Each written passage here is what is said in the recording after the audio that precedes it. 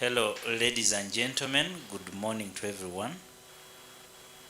We thank the Lord for yet another day, and we would like to start as soon as possible. But a few things first. We shared out a program that has today as our third day, yes, with the literature, mathematics coming mid-morning, and then biology, Kiswahili, and foreign languages plus ICT coming in the afternoon. But that program has a few errors here and there. We repeated today's program even tomorrow, I think, and that is a mistake. So let not people wait for a repetition of the presentations of these subjects, but would like to request you people to encourage the teachers of these subjects, literature, mathematics, to prepare for the session we are going to start with now. And then in the afternoon, we will have foreign languages, that is Latin, German, Arabic, among others, presented before we can have biology and ICT. So we encourage people to join the call, those who were waiting to listen in or to join the call tomorrow for these subjects. So we will push the last day to tomorrow, and tomorrow will be our last day of the presentations. And so let not people wait to hear from us the day after tomorrow. So we will wait, because of that mistake, for about 3 minutes for people to join in. Because of this communication, we can also extend it to the rest of the colleagues. And then we shall begin with literature in English, and thereafter we will do principal mathematics. I can see the messages coming in with a lot of expectations on mathematics and literature. So we are ready, and the specialists are ready to present to you. So in the next 3 minutes, we will surely begin. Once again, my name is Joseph Tibakanya to host you. I am the Curriculum Specialist ICT here at the National Curriculum Development Center. I encourage you people to ask as many questions as possible, especially on issues arising from the presentations on the assessment for mathematics and literature, and any other that could have remained behind maybe in our previous presentations. We'll try as much as possible to answer. Thank you so much. Please encourage your colleagues to join the call, and then we'll surely begin. A good morning. Welcome to the National Curriculum Development Center e-learning center platform, your digital gateway to curriculum resources and support. This platform provides access to approved curriculum materials, digital content, teacher support resources, and guidance on the curriculum implementation, all in one place. In this short walkthrough, we will show you how to navigate platform and access learning materials. Step 1. Visit the NCDC website on www.ncdc.go.ug. Step 2. Click on the e-learning platform. Step 3. Click on register to create an account or log in if you already have one. You can also use the guest account, which does not require login. Step 4. Simply enter your details and follow the prompts. Once logged in, you will have access to the downloadable materials and interactive content. The NCDC e-learning platform is designed to make curriculum access easier, faster, and more flexible for learners, teachers, and stakeholders across Uganda. By integrating technology into the curriculum delivery, NCDC is expanding access to quality education beyond the traditional classroom. Flexible, accessible, future-focused.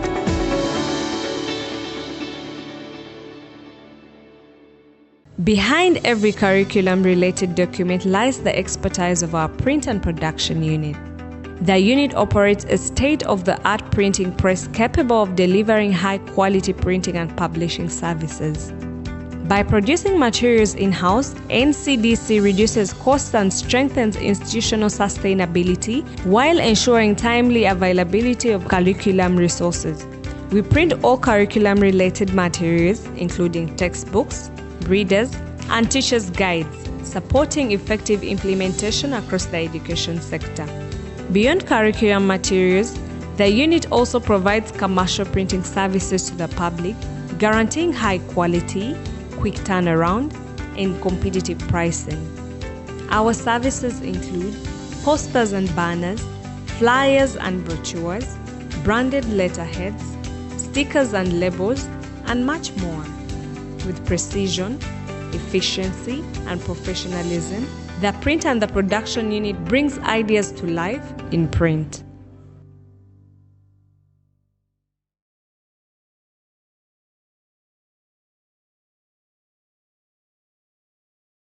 Did you know that some of the science equipment used in Ugandan schools is designed and produced right here at the National Curriculum Development Center, NCDC? We strengthen the practical teaching of science and technology across Uganda's education system by designing and producing local science and technology equipment using locally available materials whenever possible. This approach makes practical learning affordable, accessible, and sustainable for schools across the country. Science equipment requires maintenance. STEP provides repair and servicing support to institutions to ensure laboratories remain functional and effective. Learning science should never stop due to broken equipment. STEPD provides repair and servicing support to institutions to ensure laboratories remain functional and effective. The department also conducts in-service training for science teachers and technicians. They are trained in proper operation, safe handling, servicing and repair, safe storage of equipment. Empowering teachers means empowering learners. STEP carries out research and development in educational equipment design to ensure that Ugandan students gain access to relevant, appropriate, and practical science skills. Innovation begins with hands-on experience.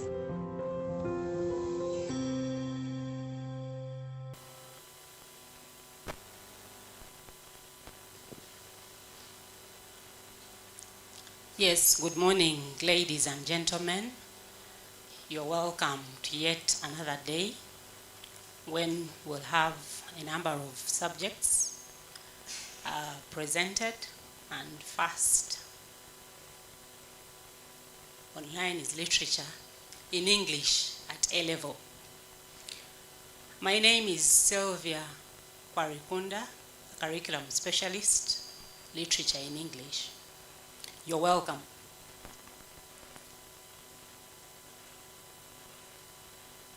So our presentation on the assessment, on the sample assessment modalities, and the presenter is there.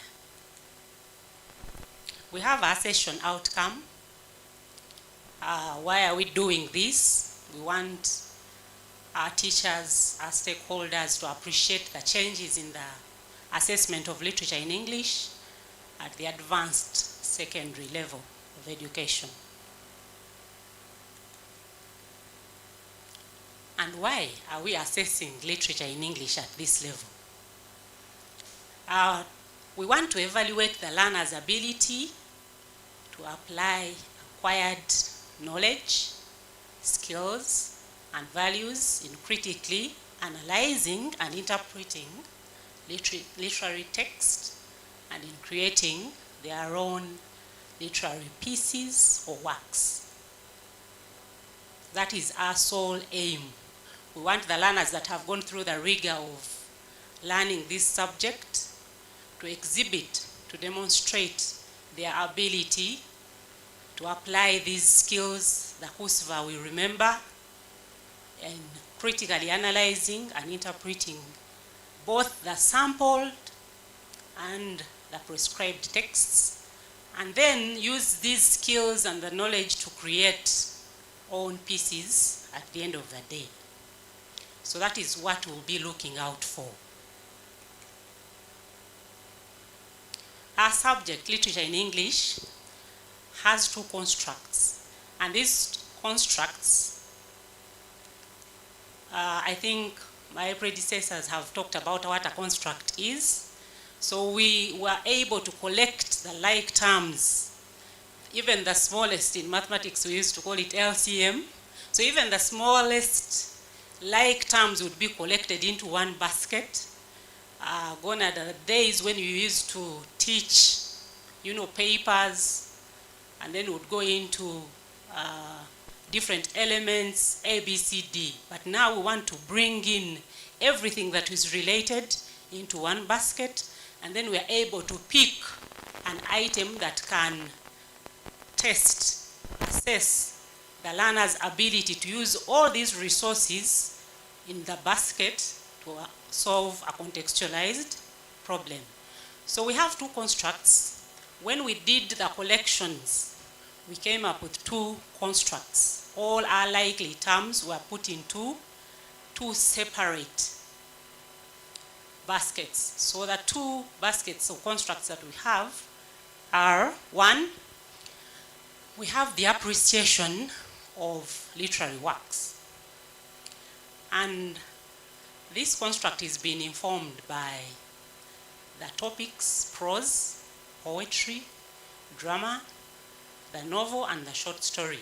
So you'll find that we have a number of elements, we have a number of learning outcomes that cut across these topics that have been put into our appreciation of literary works construct. Then the second one is creation and production of original literary works. When we come to this construct, you'll see that we intentionally left out one of the genres. For your information, dear teachers, our genres, the four, have been treated as topics at the advanced secondary curriculum. So you'll notice that the four genres are now what we are referring to as topics. So the topics that will be covered under the second construct, or what the learners will create and produce under this construct, will be under prose, drama, the novel, and the short story.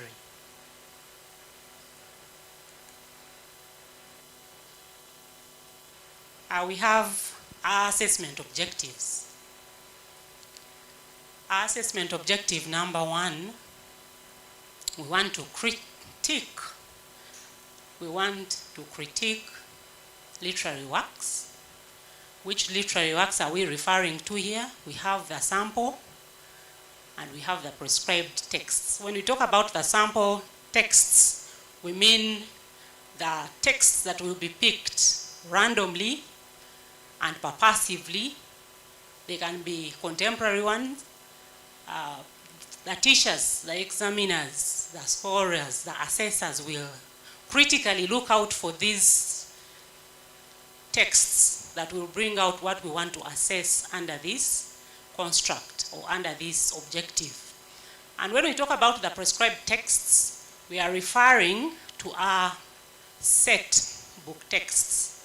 So the list that went out in 2025 in April, that list is running from 2024 to 2028. So when you run through that list, you'll understand, you'll appreciate that we have all the genres represented on that list. And so those texts are the ones that will be selected, and then we pick one or two, and these are the ones that will be used in our assessment papers.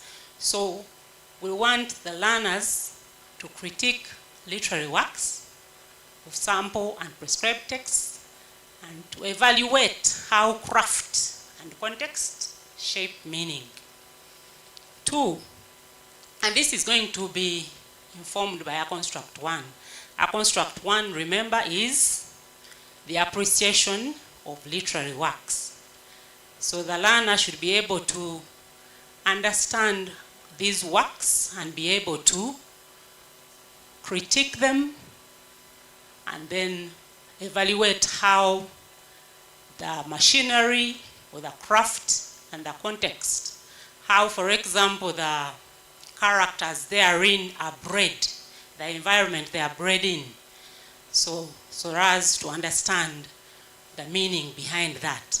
2, the second assessment objective, we want the learners to be able to create original compositions of literary works that apply these elements. I'm talking about the craft and the context, to develop a unique authorial voice.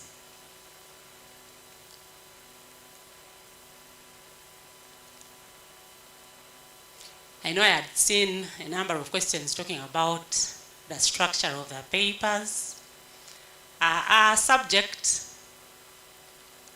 unlike in the past where we used to have paper 1 up to paper 3, now we'll have, and of course these papers would be named after certain topics, after certain genres. But now we have the integration of the different genres that have created or informed the constructs. And so now we are going to assess the constructs and not the papers, not the genres in isolation.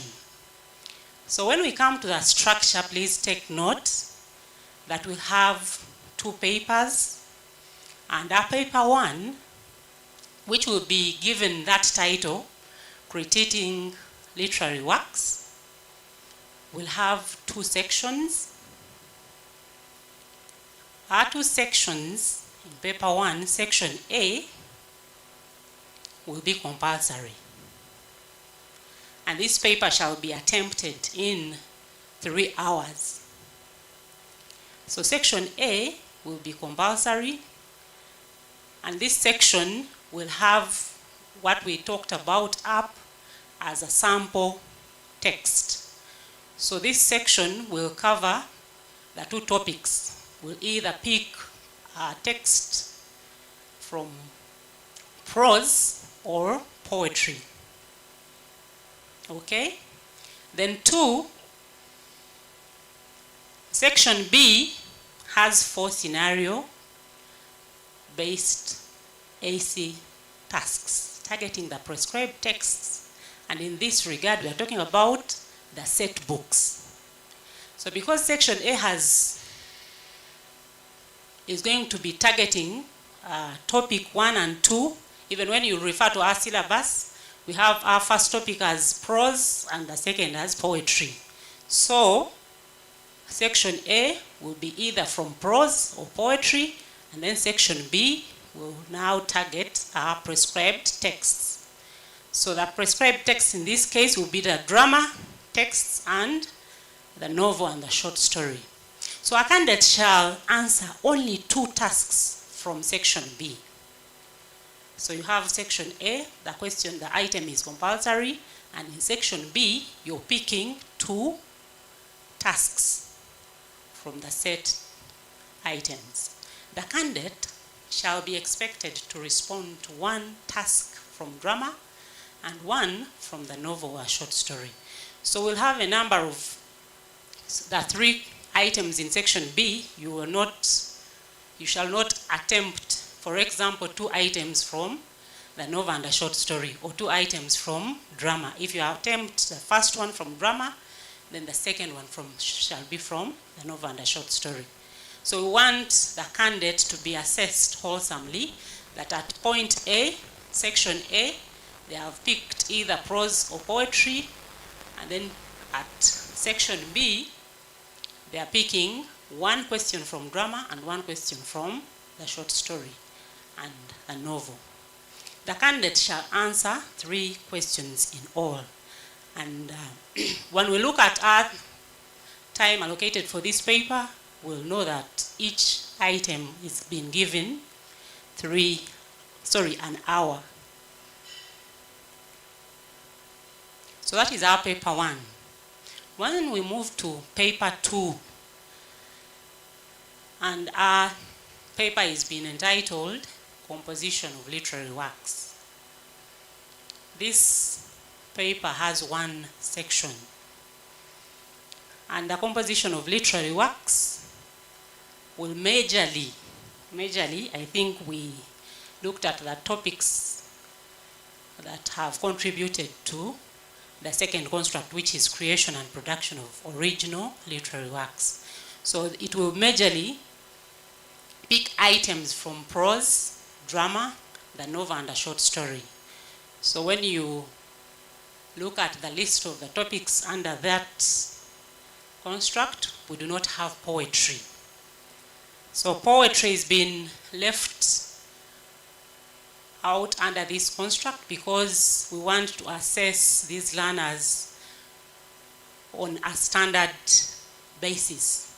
So you don't want somebody to sit down and write, for example, a composition of a short story of about 1,000 to 1,500 words, and then some other learner sits down and writes, for example, a poem of about 100 words. So that is majorly why we have left poetry at paper 1. So paper 2, our paper is having just one section, and the paper shall be attempted in 3 hours. The paper shall consist of 3 items, and the candidate shall answer or attempt only one item in the 3 hours. And to avoid plagiarism, you know what we normally do, cram and reproduce. We shall give out a theme. With the assessment body, we'll give out a theme or subject. So that, for example, an annual theme, so that all our responses are thematic. And therefore, somebody should not teach these learners to cram and reproduce, for example, a certain short story or a short play. We don't want that. Then the length of the composition shall be a minimum of 4 to 6 pages for drama. And for prose pieces, we expect the candidate to write 1,000 to 1,500 words. I think this is very achievable because we have been writing 500 to 700 words at O level, lower secondary. So at this level, the learner should be able to up their game and write at least the words between 1,000 and 1,500. So those are short stories. And the composition should be in capitals, original. Must be original. They should be their original compositions or works. We have a sample assessment item.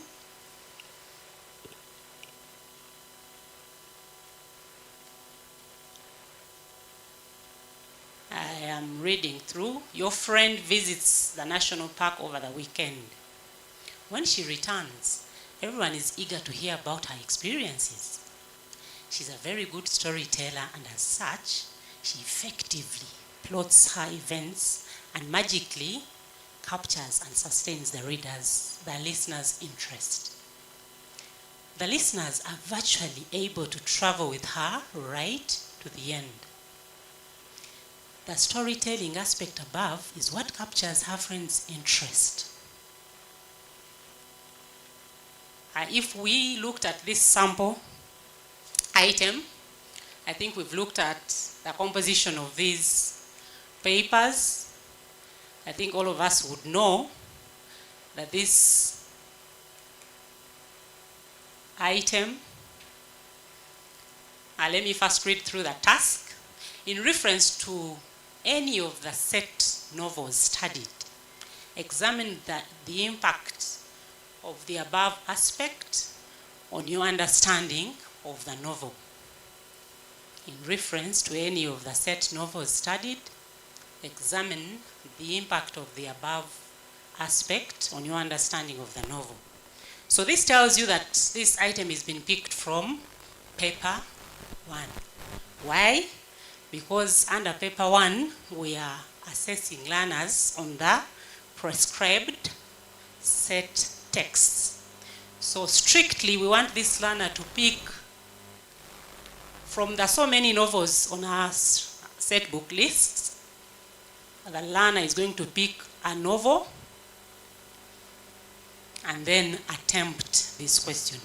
Unlike the other subjects, I think literature in English, we've been at an advantage for us. We've been setting kinda likely questions. So our learners have been going through the rigor of attempting such integrated kind of questions. So it's not a new thing to us.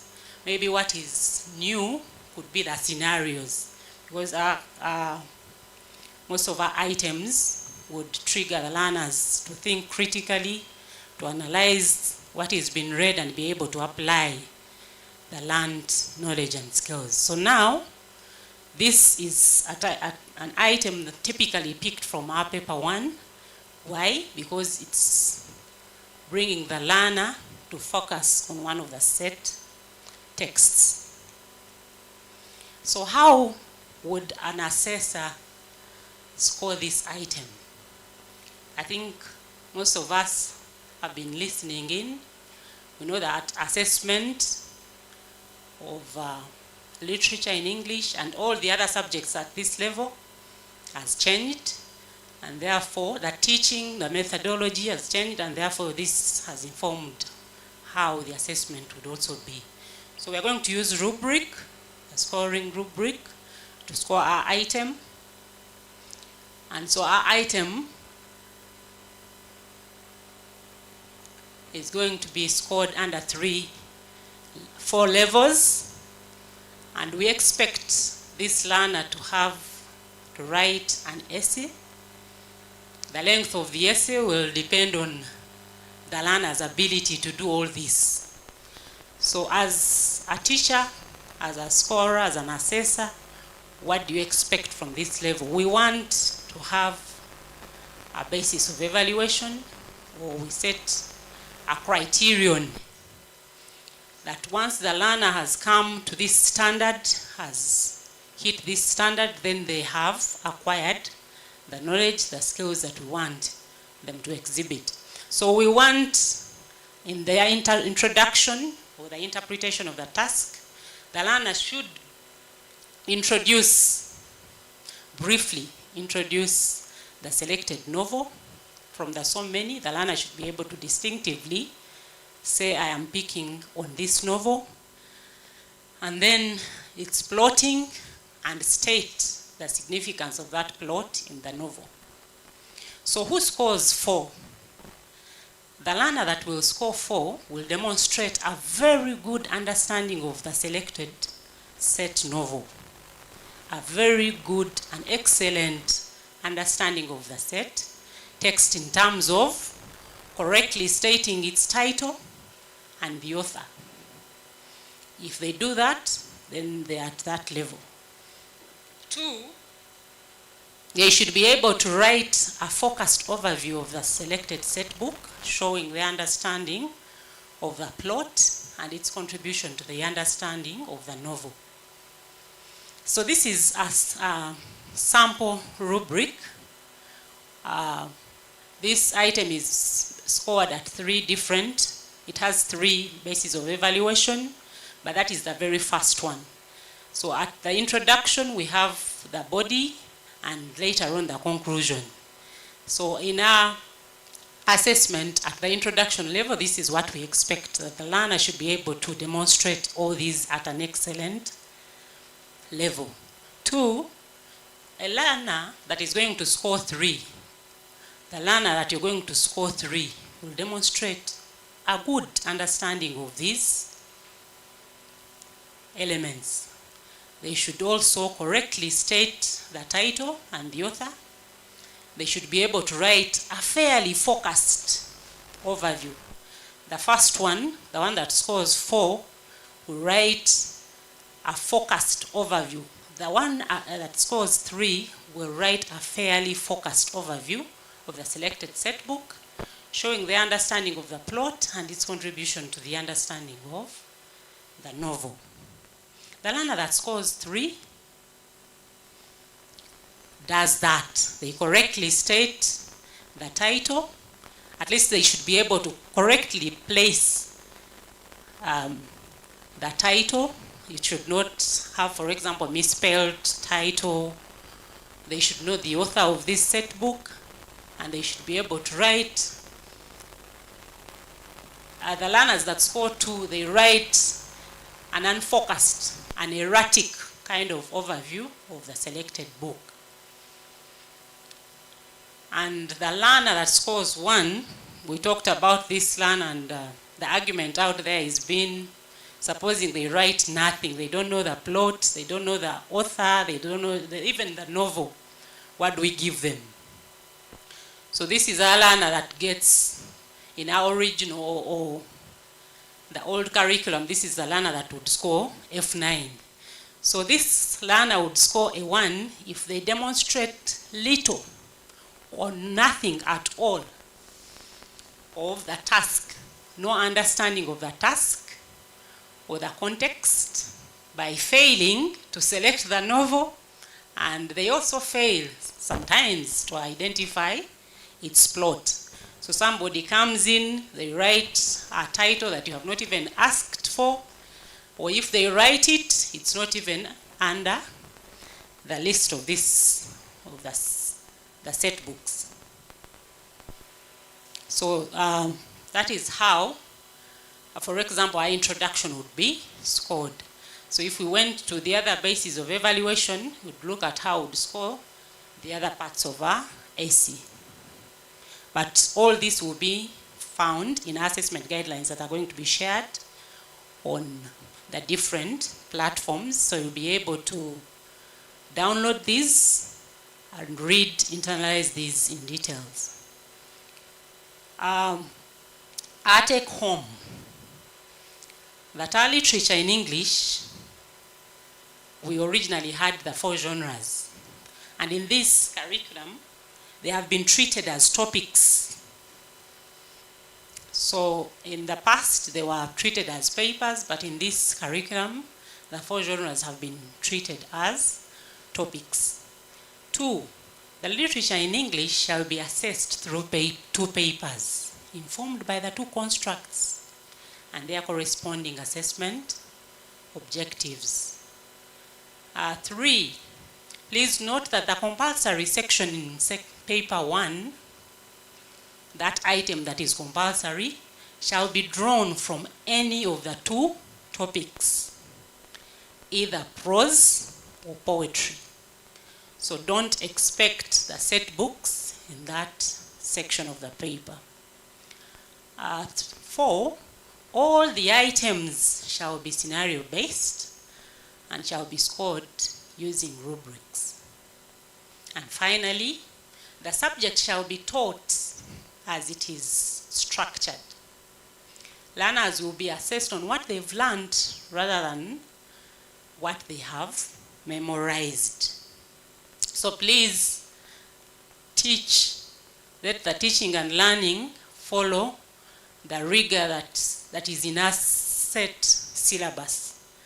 Whatever is being prescribed in that syllabus is to help this learner master, understand, learn, and be able to translate whatever they have picked, learned, acquired into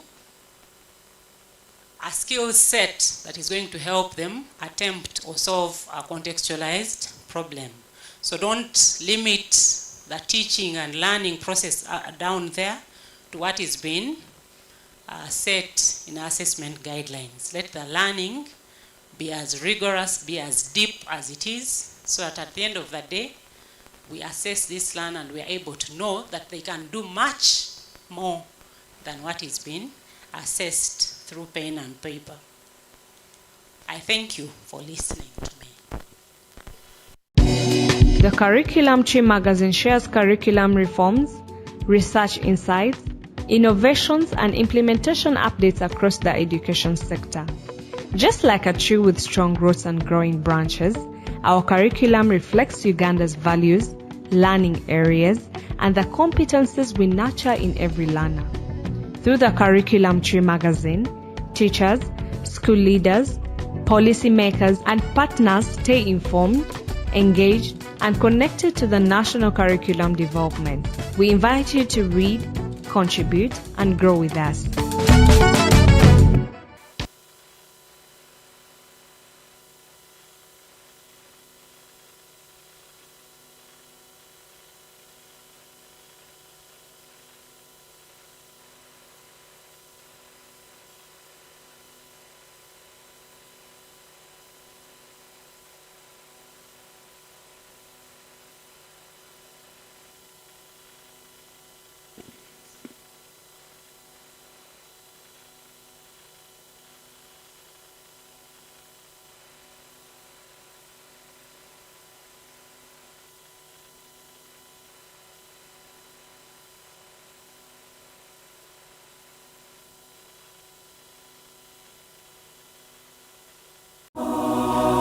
NCDC Journal invites researchers, curriculum specialists, educators, and policymakers to submit scholarly papers for publishing. The journal provides a peer-reviewed platform for high-quality research and critical discourse in curriculum studies, education policy, pedagogy, assessment, innovation, and related fields. We welcome original research articles, policy analysis, case studies, theoretical and conceptual papers, evidence-based classroom innovations. Submissions should contribute to strengthening curriculum development and improving teaching and learning outcomes. All manuscripts undergo a rigorous peer review process to ensure academic quality and relevance. Be part of the conversation shaping Uganda's education landscape. Submit your manuscript and contribute to knowledge that informs policy, practice, and national development. Behind every curriculum-related document lies the expertise of our print and production unit. The unit operates a state-of-the-art printing press capable of delivering high-quality printing and publishing services. By producing materials in-house, NCDC reduces costs and strengthens institutional sustainability while ensuring timely availability of curriculum resources. We print all curriculum-related materials, including textbooks, readers, and teachers' guides, supporting effective implementation across the education sector. Beyond curriculum materials, the unit also provides commercial printing services to the public, guaranteeing high quality, quick turnaround, and competitive pricing. Our services include posters and banners, flyers and brochures, branded letterheads, stickers and labels, and much more. With precision, efficiency, and professionalism, the print and the production unit brings ideas to life in print.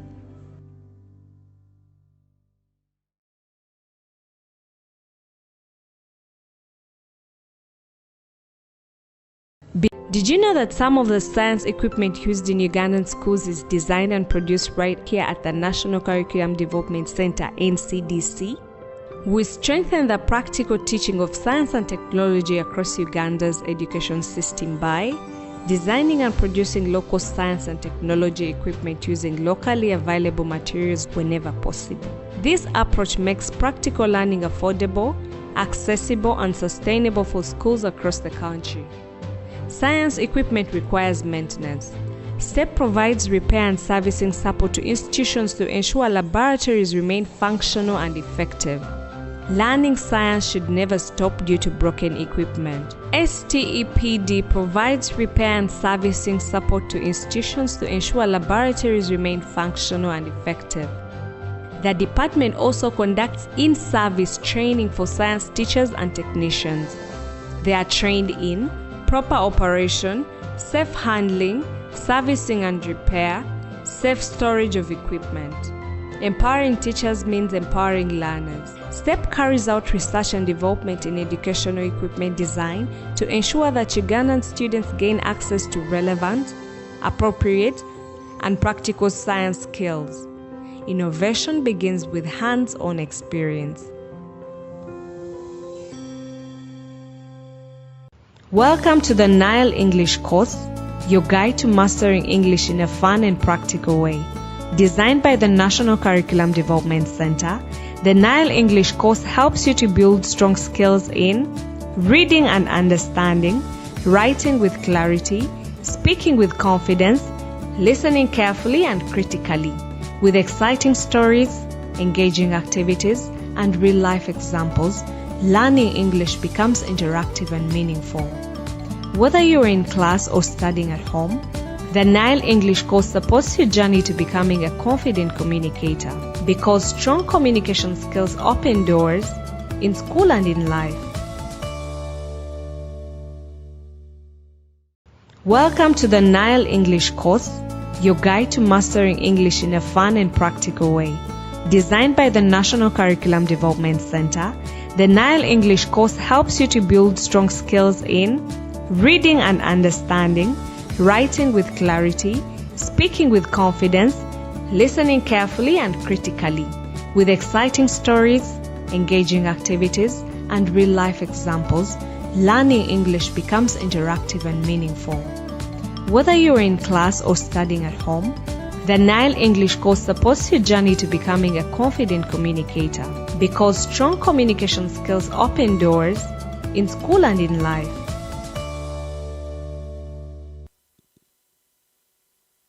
Okay, welcome back, our esteemed listeners and viewers from different points. Thank you for keeping glued onto our presentations. We have a few questions here. And we are waiting. We see a number of them coming in as well.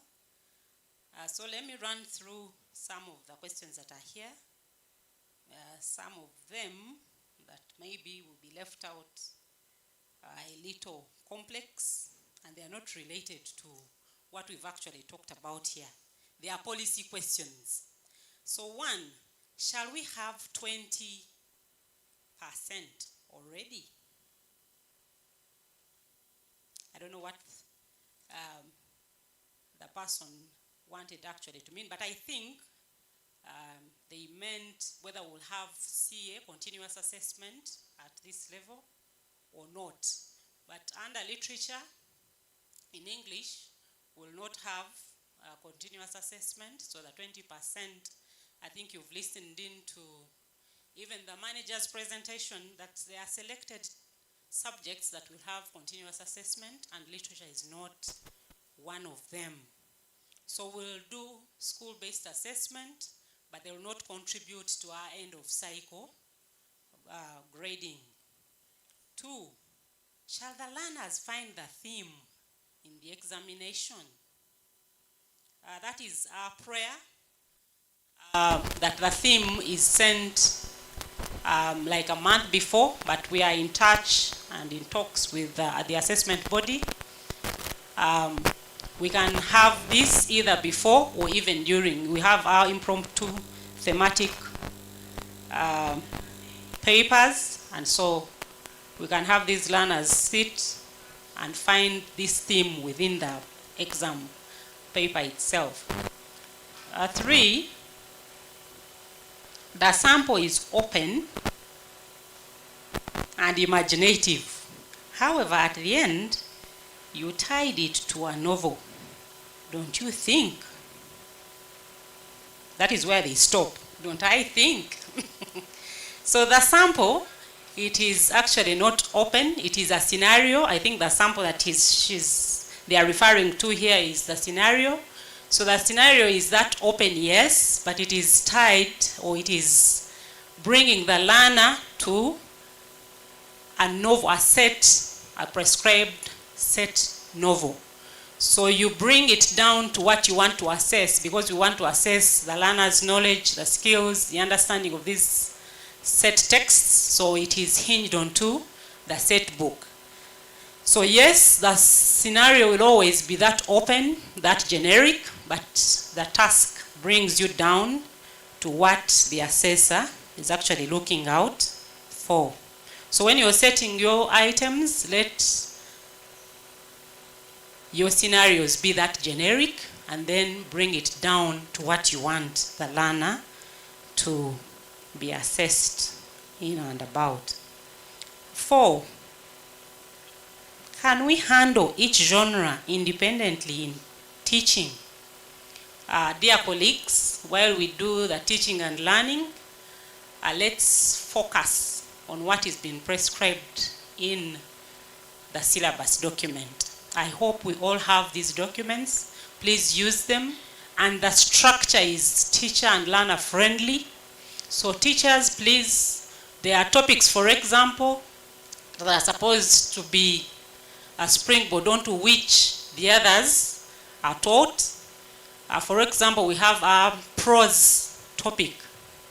It is an introductory topic. So if you choose to begin with, for example, the novel and a short story, most of the elements and aspects will not be covered, or you're going to teach learners things that are completely new, that they have not interfaced with when they begin, because I'm imagining a teacher beginning with, for example, the novel and a short story, and they have not taught prose.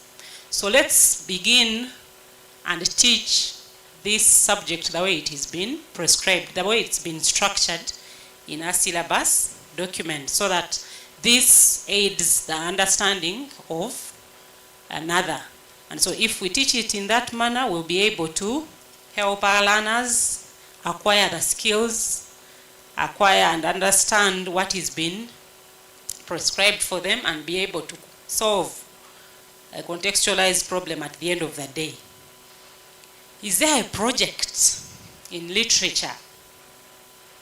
Yeah, the project that is there is not contributing to our end of cycle, but it is school-based assessment, because it is going to help this learner to master the skill of writing this. So the writing of the novella, I think you have seen it in your syllabus documents.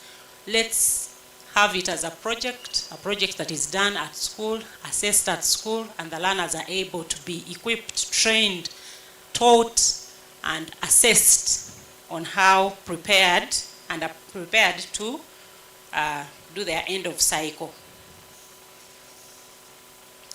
The next one is, what is the maximum score in each paper? We don't have a maximum score in each paper.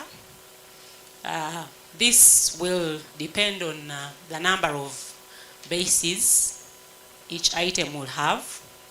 So we'll not have, for example, you want to see the 100% or the 50% or 20%. No, depending on the item that is being set and the number of bases, these will inform the score, the maximum score that an item will be given. 3, another question. Since it is creation and composition, don't you think we have a gap? Some learners who can do a creation of the poetry, why can't we have a task also in relation to this? Thank you, colleagues. I think the person that is posed this question came in a little late. I explained why we have not included poetry under the second construct, because the learners would not be assessed at the same footing. So we don't want to give so much to a learner that is going to do, for example, a novella, to write a novella or a short story, or as an act, and then you're asked to just write a poem of 3 stanzas or 5 stanzas. They are not equal in the demand. The cognitive demand is not the same for the learner that is actually going for a poem that is that short and precise. Dear colleagues, we'll have more later on. Please keep them coming. We'll attempt and give responses to your questions. But for now, let's get into our commercial break. Thank you so much for listening. The focal point here that we should emphasize as teachers of literature in English, please let the teaching and learning be benched on what is being prescribed. I know we want to teach in papers. I have visited schools. I have found people teaching paper one, still teaching paper one, prose and poetry, and then the others teaching paper two, which is drama, and then paper three, novel and a short story. Please, let's teach the way the syllabus is being structured, and will help the learners better as they prepare for their end of cycle. Thank you so much, and have a blessed day. Welcome to the Nile English course, your guide to mastering English in a fun and practical way. Designed by the National Curriculum Development Center, the Nile English course helps you to build strong skills in reading and understanding, writing with clarity, speaking with confidence, listening carefully and critically.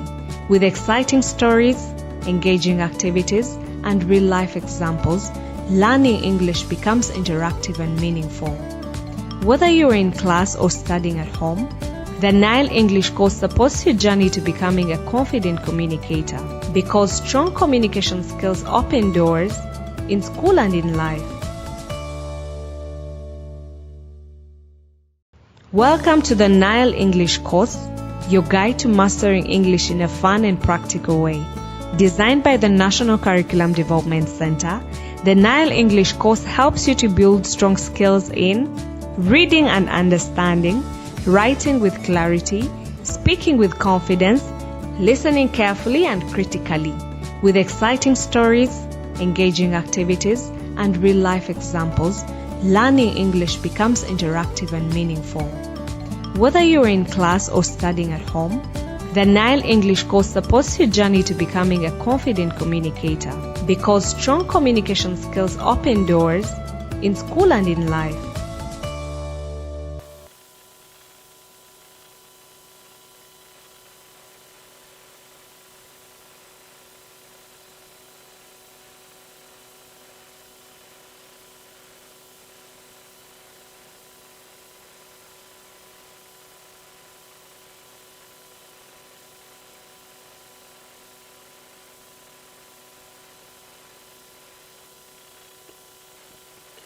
Thank you so much, dear colleagues, for listening to us, and thank you for those insightful questions for literature. I hope now we have a proper understanding of how literature in English shall be assessed, especially at the end of the cycle. We know how many papers, how they come about, how the constructs have been created from the syllabus book. Now, dear members, very many of you are anxious to listen in on the presentation for mathematics, not particularly pure mathematics, because as people state in the chat. So we are going to listen in on mathematics assessment for upper secondary or A level. Particularly, we shall know whether it is still pure mathematics or anything. The curriculum specialist in Matumbwe, Kennedy, will tell us about that. So let's listen and also ask as many questions as possible. I know there are very many teachers of mathematics waiting to listen in, because because this is one of those very common subjects under STEM. So Matumbwe, Kennedy, over to you for the presentation about mathematics. Thank you.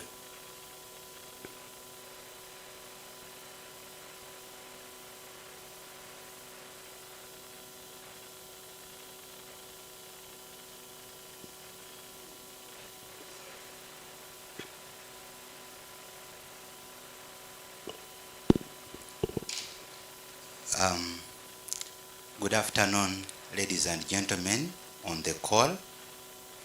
I welcome you all to this session. Kennedy Matumbo is my name. I'm the curriculum specialist for mathematics at NCDC. I'll be taking you through through assessing learners in mathematics, principal mathematics at the advanced secondary level. Okay. We have two subjects at A level, mathematics. We have the principal mathematics and the subsidiary mathematics. Now I'm going to take you through principal mathematics. Subsidiary mathematics will come tomorrow. We did it intentionally so that you don't confuse the two subjects. So it's principal mathematics now. Our session objective is that by the end of the session, participants should be able to appreciate the mode of assessing learners in principal mathematics under the adapted competence-based curriculum at the advanced secondary level. Here I have the focus, what we focus on in assessing mathematics at the advanced secondary level.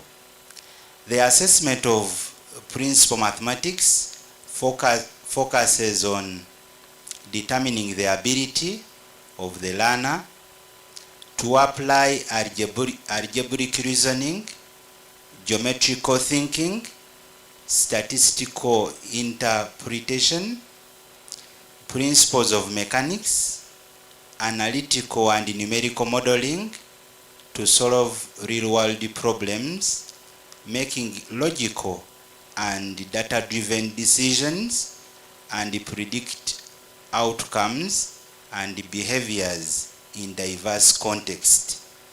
This statement is summarizing what we focus on in assessing principal mathematics.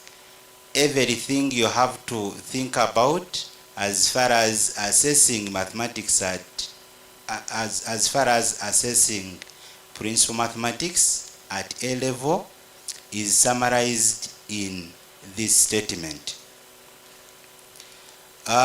We have assessment objectives.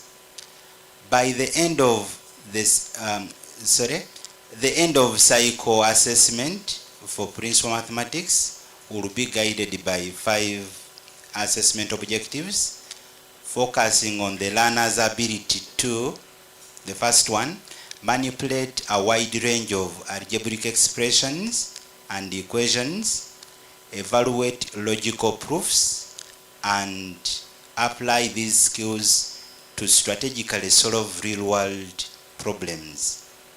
Assessment objective number 2, perform transformations, reason logically, visualize spatial relationships in solving geometrical related challenges in real world. Assessment objective number 3, apply analytical and numerical skills in mathematical modeling to solve real-life challenges involving rates of change, accumulation, and optimization for decision making. Assessment objective number 4, predict future trends by analyzing and interpreting statistical data using principles of statistics and probability to make reasonable conclusions. The last one, number 5, apply principles of statistics and dynamics to analyze and solve real-world problems involving states of motion of bodies and to predict their behaviors. Those are the 4 assessment objectives, the 5 assessment objectives, I beg your pardon, that will guide the assessment of principal mathematics at A level. We have 5 constructs. We put mathematics in 5 constructs. I'm very sure at this point all of us know what a construct is, right from the presentation of the manager on the first day, which was Friday, and even what other specialists have been presenting. So mathematics has 5 constructs, and the first construct is algebra. The description of the construct is applying algebraic principles to model and solve real-life problems and lead to informed decision making. We have those topics in that the first construct of algebra. The numbering is as the topics are in the syllabus. The first topic is numerical concepts. We have equations and inequalities. We have permutations and combinations, series, then complex numbers. The 25 you are seeing there is showing you that that topic of complex numbers is topic 25 in our syllabus. So the numbering is reflecting the position, the number of the topic, the position of the topic in the syllabus. The second construct is geometry, and the description of that construct is applying geometric concepts and spatial reasoning to interpret relationships in mathematical and real-life contexts for informed problem solving. The topics in that construct, we have coordinate geometry 1, we have trigonometry, we have vectors, and then coordinate geometry 2. I go to construct number 3. Construct number 3 is calculus, and the description is analyzing and modeling of real life situations involving rates of change, accumulation, and optimization of resources. The topics in that construct are there. The first one is partial fractions. We have differentiation 1, there is integration 1, error analysis, there is differentiation 2, integration 2, differential equations, trapezium rule, iterative methods, and then flowcharts. Those are the topics in that construct number 3. I go to construct number 4, which is data analysis and probability. The description is analyzing data and applying probability models to make informed decisions and predictions in personal, academic, and societal contexts. The topics in that construct, we have descriptive statistics, correlation and scatter diagrams, probability theory, random variables, probability distributions, and then sampling distribution. Those are the topics in construct number 4 of data analysis and probability. The last construct, which is construct number 5, is mechanics. The description is analyzing the effect of forces on bodies in motion, all at rest, interpreting motion patterns, and predict object behavior and use it to solve real-world kinematic problems. The topics there are 2. The first one is dynamics 1. The second one is dynamics 2. Now these 2 topics were not there. Those names were not there in the old syllabus, but we had to put some topics of mechanics that were there in dynamics 1, and then we put some in dynamics 2. As you'll see, The dynamics one is having resultant and components of forces. It has friction and connected particles. Then dynamics 2, we have resultant velocity, we have relative motion, and then projectiles. So those two, the way they are in the syllabus, form the construct of mechanics. Now, I want us to go to the structure of the assessment papers.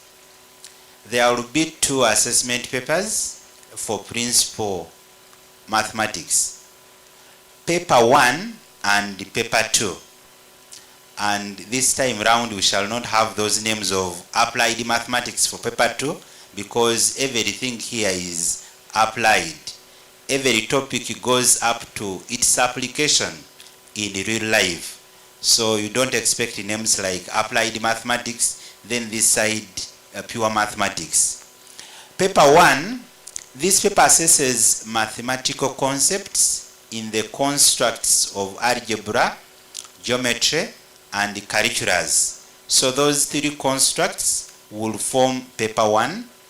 The paper will assess the learner's ability to apply mathematical principles in practical problem solving and real-world applications. The items in the paper will be scenario-based. The paper will have 5 equally weighted items. 1 item in section A will be on geometry. 2 items in section B will be on algebra. And 2 items in section C will be on calculus. The learner will be required to attempt 1 item from each section.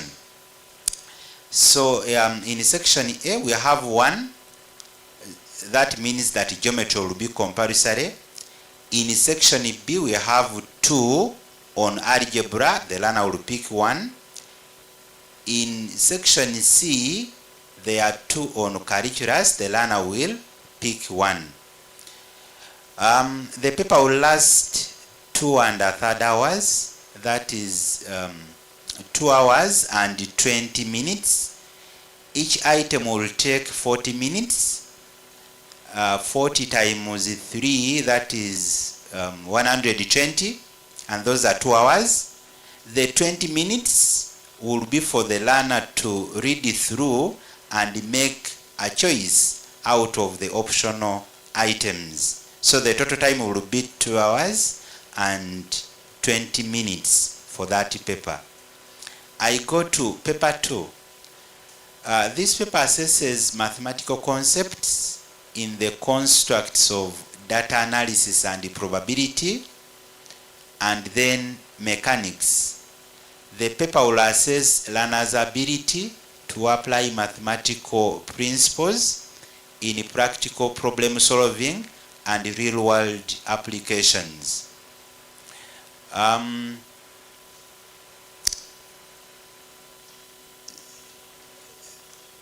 Okay, yes, it's better now. The items in this paper will be scenario based.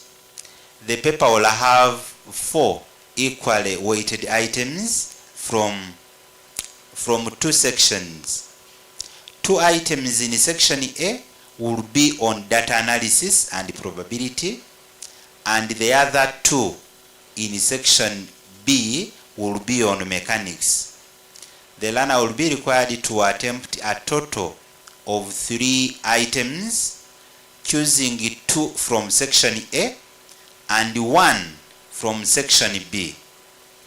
That means that section A of data analysis and probability will be compulsory with the 2 items, and then section B of mechanics, the learner will be required to choose one item. The paper will last 2 1/4 hours. Each item will take 40 minutes. 40 times 3, that is the 120. minutes. Those are the 2 hours. And here we are giving 15 minutes for the learner to read it through and make a choice out of the optional items.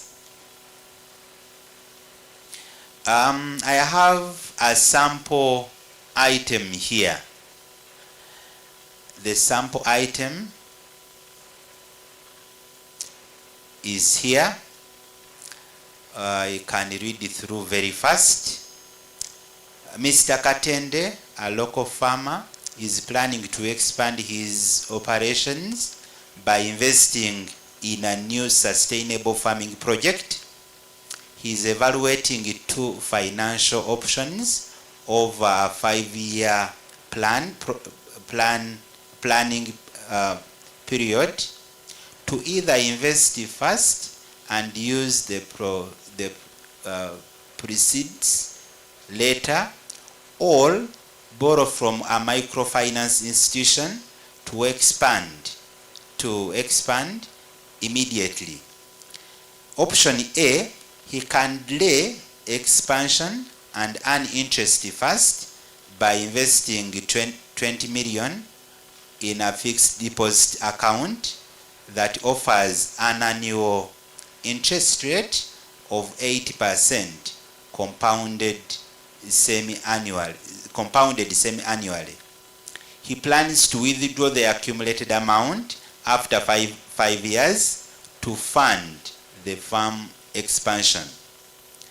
Option B, he could combine his own 20 million with a loan of 15 million taken from a microfinance institution to expand immediately. The microfinance uses a digital loan system that applies interest at continuous compounding rate. For agricultural loan, there is a 1-year grace period during which no interest accrues before loan repayment begins. He has been informed that a loan of similar amount with no grace period grew to Uganda shillings 17,624,000 in 2 years. Mr. Katende wishes to know how much he would owe if he gets the loan of 15 million for 5 years.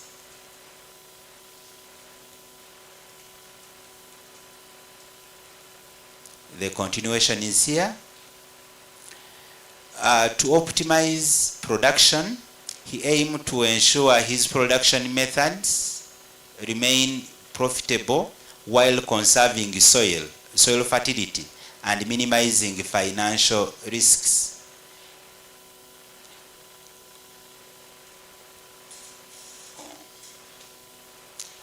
The agricultural consultant provides the following information.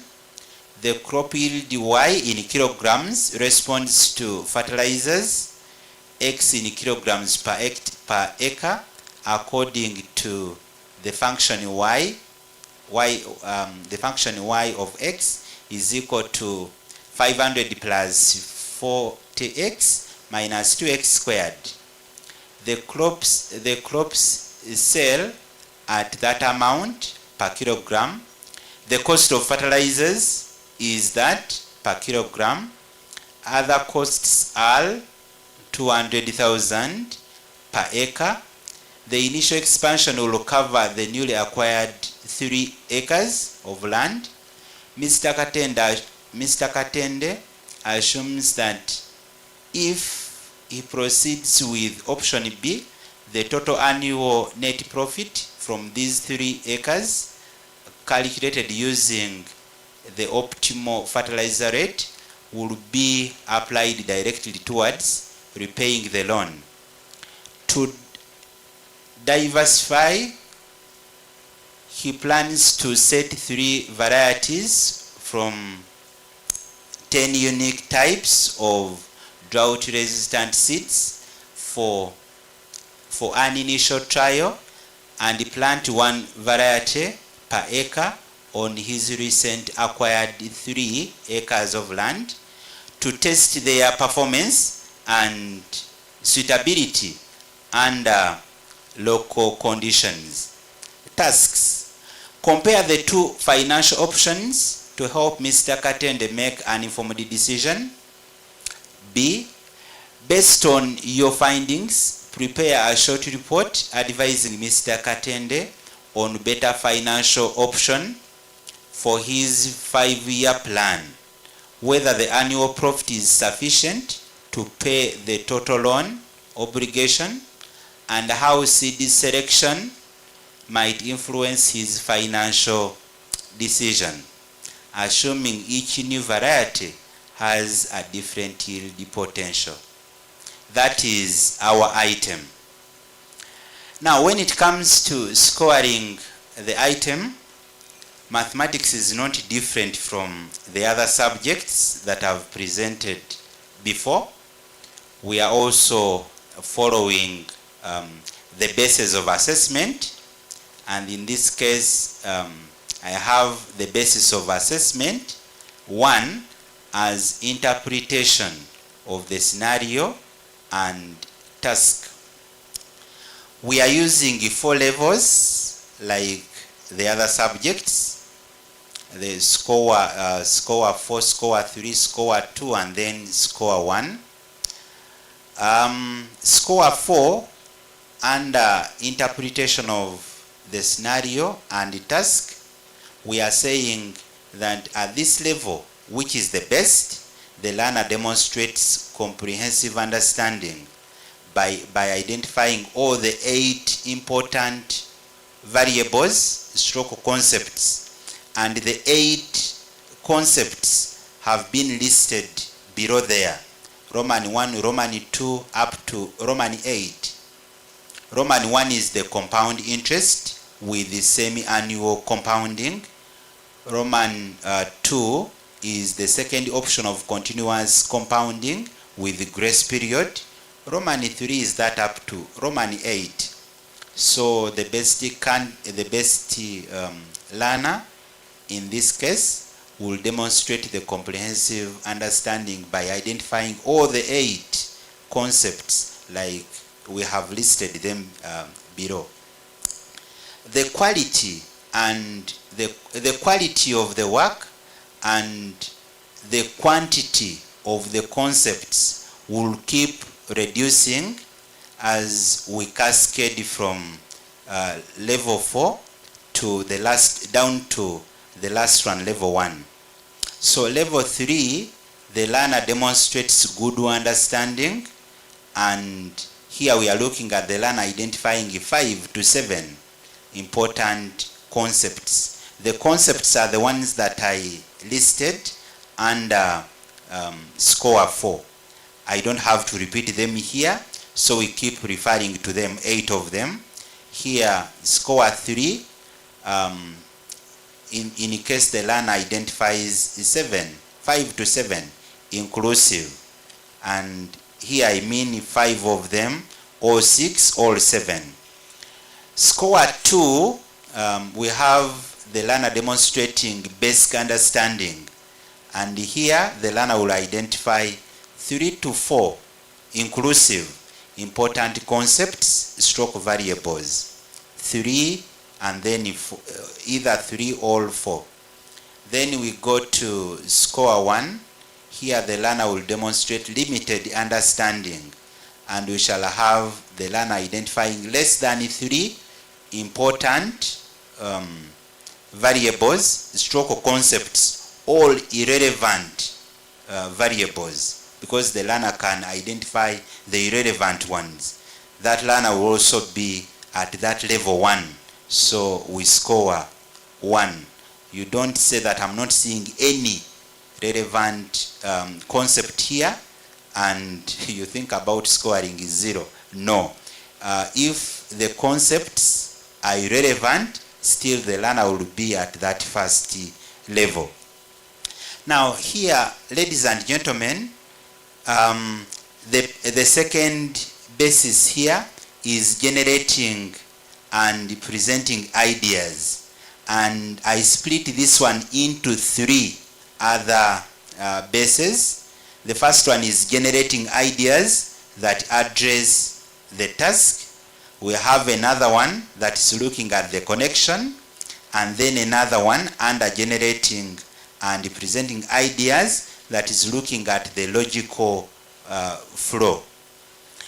I didn't put the whole scoring rubric for this item because I want you to get this just a piece, so that you will be encouraged to go and read the assessment guidelines that will be coming soon.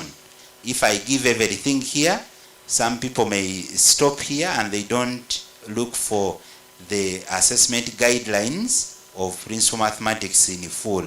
So I'm giving you part of it.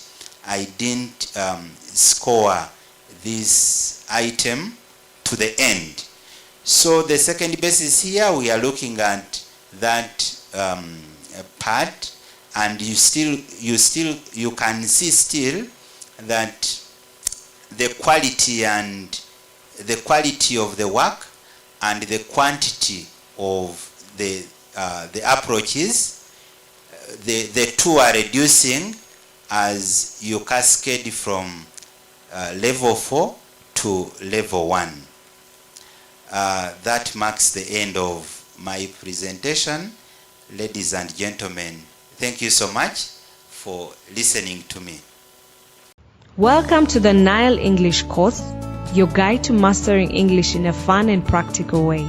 Designed by the National Curriculum Development Center, the Nile English course helps you to build strong skills in reading and understanding, writing with clarity, speaking with confidence, listening carefully and critically. With exciting stories, engaging activities, and real-life examples, learning English becomes interactive and meaningful. Whether you're in class or studying at home, the Nile English course supports your journey to becoming a confident communicator, because strong communication skills open doors in school and in life. The Curriculum Tree magazine shares curriculum reforms, research insights, innovations, and implementation updates across the education sector. Just like a tree with strong roots and growing branches, our curriculum reflects Uganda's values, learning areas, and the competencies we nurture in every learner. Through the Curriculum Tree magazine, teachers, school leaders, policymakers, and partners stay informed, engaged, and connected to the national curriculum development. We invite you to read, contribute, and grow with us. The Curriculum Tree magazine shares curriculum reforms, research insights, innovations, and implementation updates across the education sector. Just like a tree with strong roots and growing branches, our curriculum reflects Uganda's values, learning areas, and the competencies we nurture in every learner.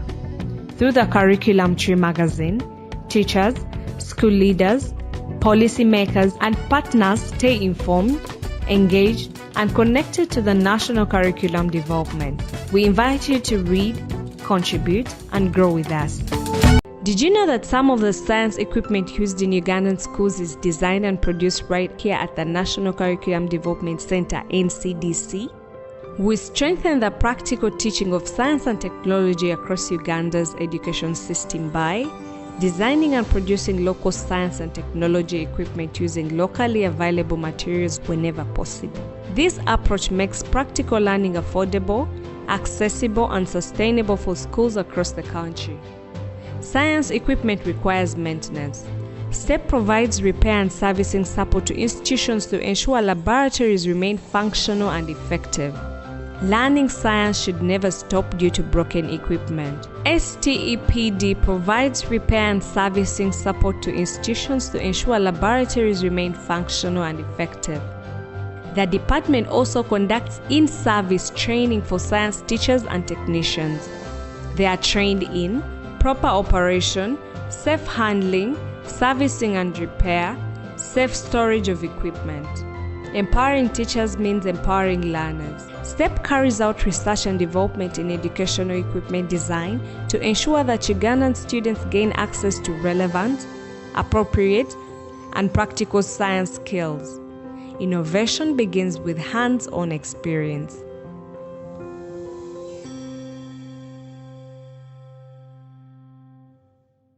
Did you know that some of the science equipment used in Ugandan schools is designed and produced right here at the National Curriculum Development Center, NCDC? We strengthen the practical teaching of science and technology across Uganda's education system by designing and producing local science and technology equipment using locally available materials whenever possible. This approach makes practical learning affordable, accessible, and sustainable for schools across the country. Science equipment requires maintenance. STEP provides repair and servicing support to institutions to ensure laboratories remain functional and effective. Learning science should never stop due to broken equipment. STEPD provides repair and servicing support to institutions to ensure laboratories remain functional and effective. The department also conducts in-service training for science teachers and technicians. They are trained in proper operation, safe handling, servicing and repair, safe storage of equipment. Empowering teachers means empowering learners. STEP carries out research and development in educational equipment design to ensure that Ugandan students gain access to relevant, appropriate, and practical science skills. Innovation begins with hands-on experience.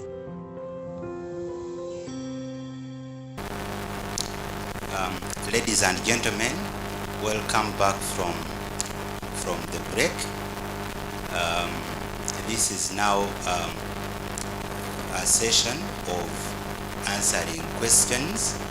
We have got some questions here, so I want to take you through these questions. I want to answer these questions. The first one is here. Someone is saying, help me with the mathematics constructs. I said that there are 5 constructs of mathematics. The first one is algebra, and the algebra will have topics. The first one is numerical concepts, equations and inequalities, permutations and combinations, series, then complex numbers. The second construct is geometry. Geometry has coordinate geometry 1, it has trigonometry, it has vectors, and then coordinate geometry 2. The third construct is calculus. Calculus has partial fractions, differentiation 1, integration 1, error analysis, differentiation 2, integration 2, differential equations, trapezium rule, iterative methods, and flowcharts. The fourth one is data analysis and probability.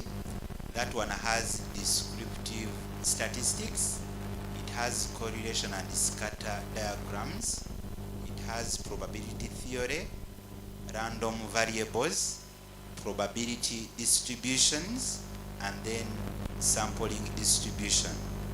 The last one is mechanics. Mechanics has dynamics 1 and then dynamics 2.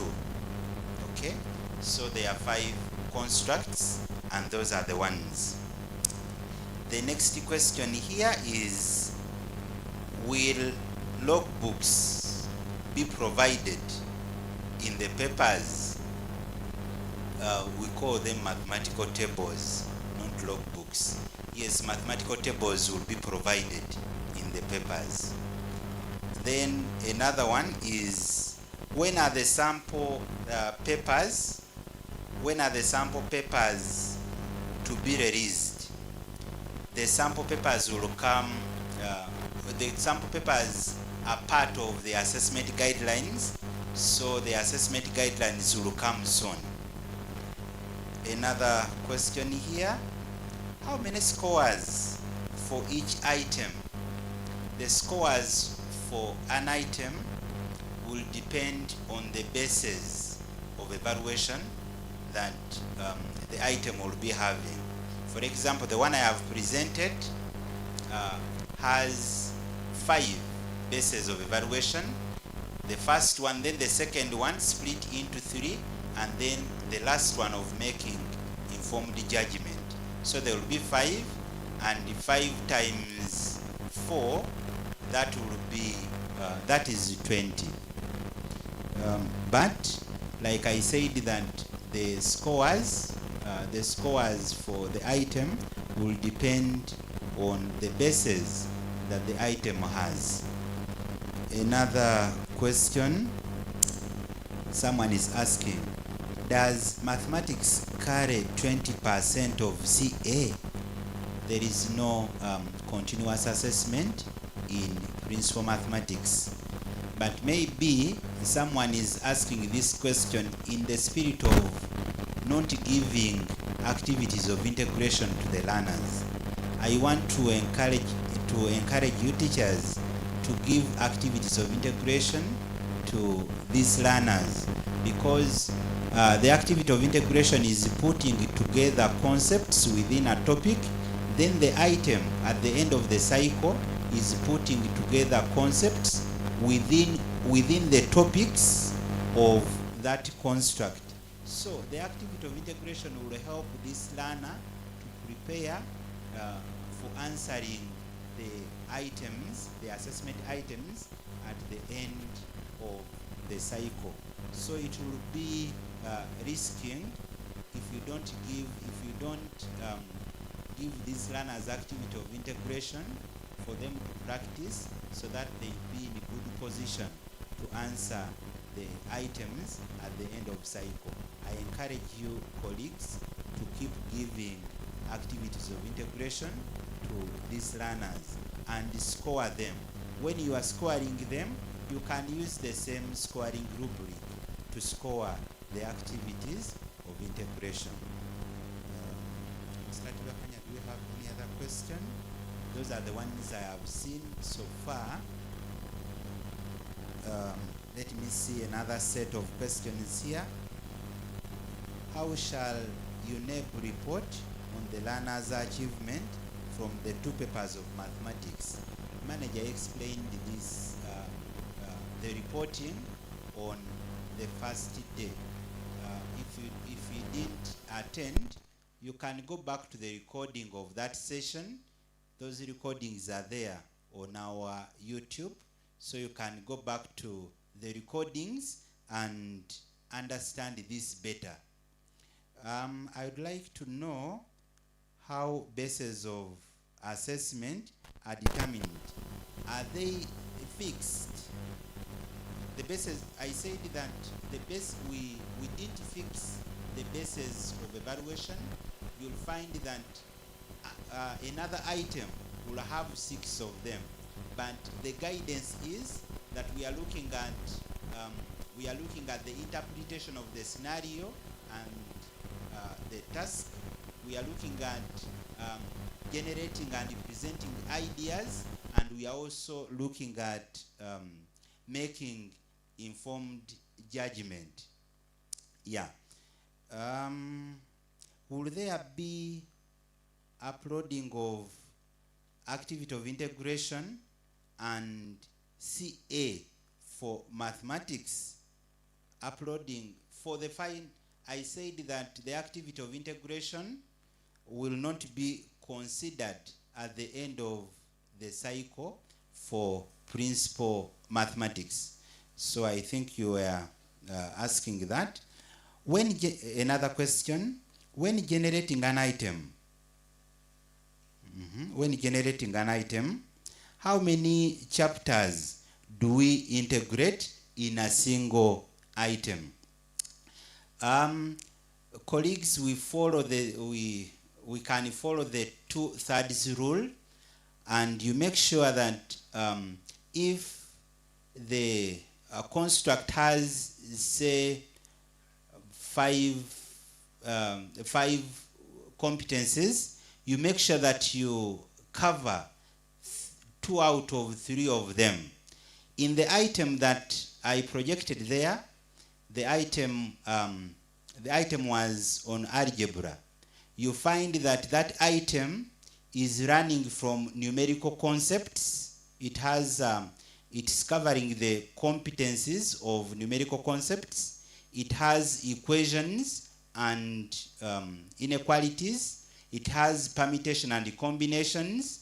It also has series. So that is more than 2/3 of all the competencies that we have in that construct of algebra. So when you are setting an item, you don't set it from one topic. You make sure that it covers at least 2/3 of the competencies you have in that construct. We are looking at the integration of knowledge, skills, and understanding, attitudes, and so on. So you don't stick to only one topic in a construct that has many topics. Yes, those are the questions that I have got.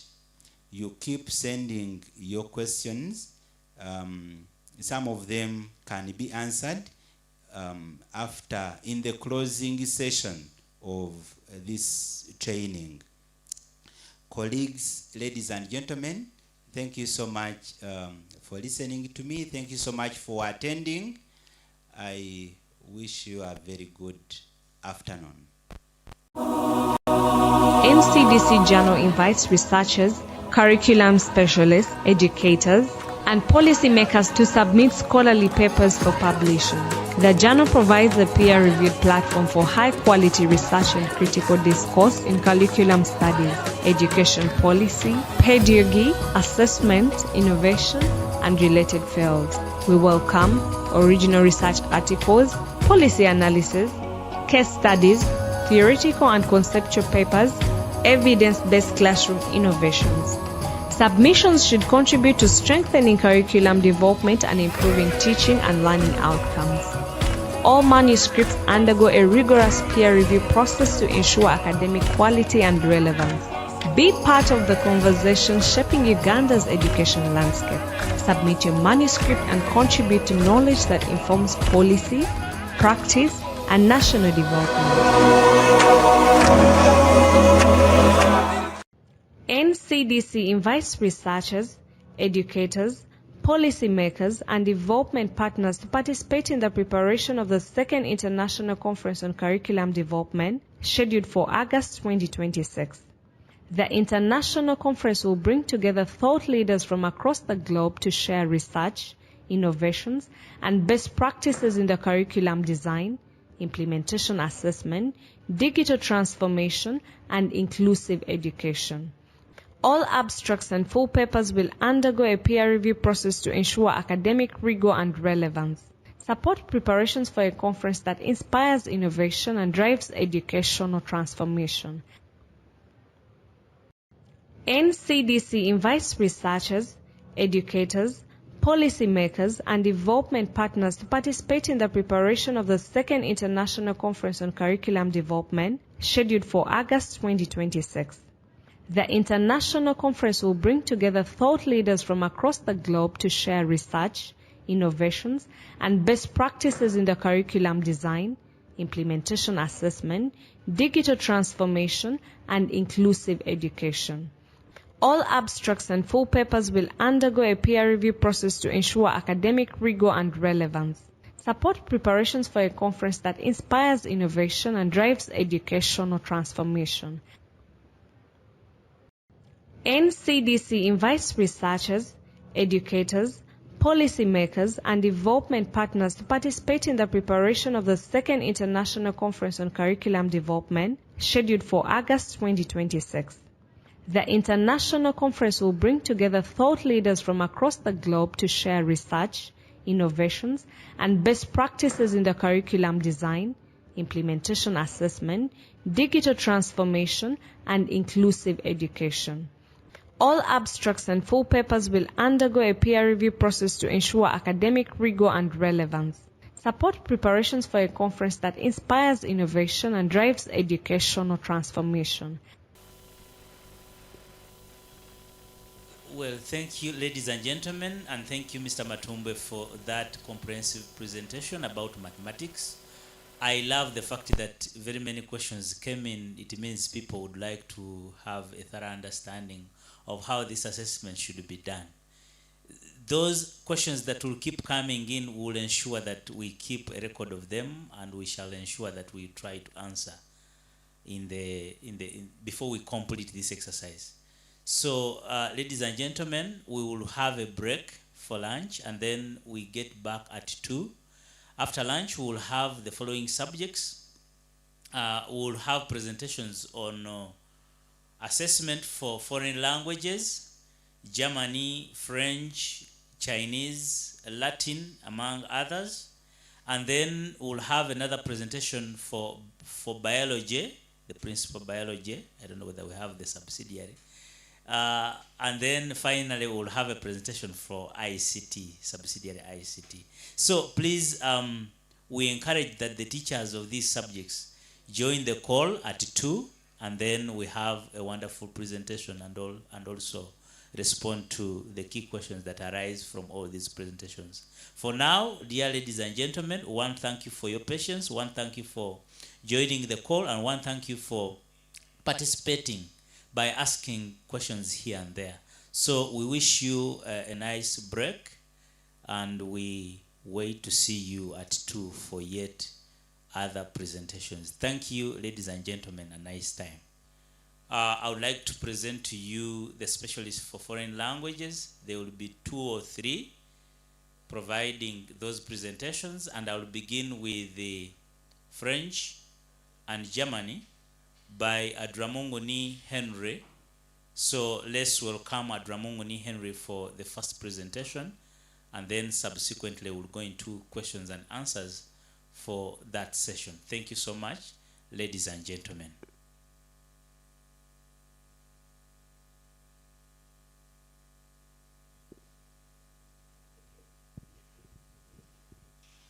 Good afternoon, ladies and gentlemen.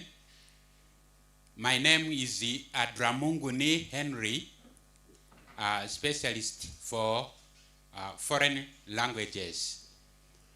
I have come here to present the assessment guidelines for European languages, that is German and French.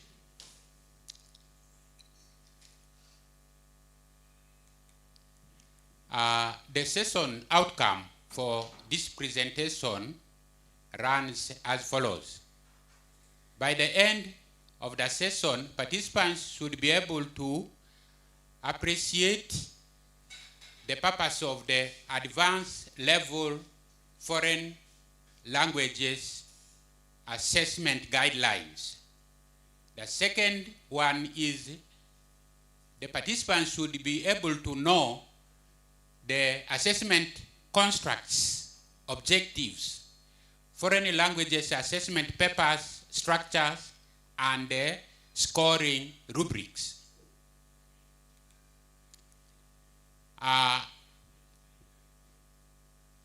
The assessment will be guided by 2 assessment objectives drawn from 1 assessment construct. The assessment items will be set to test communication skills, that is reading, writing, mediation, listening, and speaking. And then it will also assess pragmatic competencies and the effective use of linguistic elements that define the expected proficiency level B1 at the, as prescribed in the syllabus. This is rather this will ensure that the learner exhibits the expectation, the integration of cultural knowledge, communication skills, and values drawn from the familiar topics in order to solve real life problems.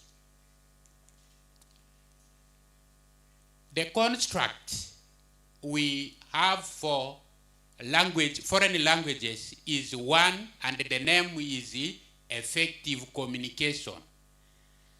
How do we describe this effective communication? We say that it is exchanging information and clearly expressing ideas using appropriate vocabulary and grammar in the target language through oral and written means, using culturally and socially relevant language to facilitate meaningful interaction and mutual understanding. And all the topics in the syllabus fall under this construct. Now, what is assessed in the construct? The assessment, the examination assesses through scenario-based tasks the B1 proficiency level of the Common European Framework of reference for final year secondary school learners of French and German across 6 language activities. These are, as I mentioned earlier, written production, written reception, oral production, oral interaction, oral reception, and mediation or translation. These activities make it possible to evaluate pragmatic competencies, which is a functional language use, coherence of the presentation, and the use of appropriate strategies. And then we shall also assess linguistic competencies that includes lexical, grammar, phonology, as well as sociolinguistic and cultural competencies. But all this is appropriate to level B1. We emphasize level B1 here because at the O level, we had emphasized the level A2. A2 is the higher level of a beginner's level. And then in B2, not B1 rather, this is the level of independent user of the language. A learner who will be able to use the language in all the situations which he is comfortable with in everyday life, and he uses it for doing something in real life at this level. We are emphasizing B1, which is an international level, recognized at the international level, because we want our learners who have learned foreign language, rather French and German, to be comparable at the international level. And it will enable them to go for further studies in foreign countries, and they will know that a learner who comes from Uganda speaking French and German has this particular level. It will help them for mobility, work, travel, and many other areas when they go abroad. The assessment objectives are as follows. We said there are 2 assessment objectives. Here, the assessment objective 1 is as follows, and it is aligned to level B1. That is to assess learners' understanding of the main ideas and the relevant details in short, simple texts in the target language and their ability to respond appropriately in writing. Learners are expected to produce clear, coherent, and relevant texts using everyday language suited to the communication purpose, intended audience, and familiar real-life content. That is the assessment objective 1.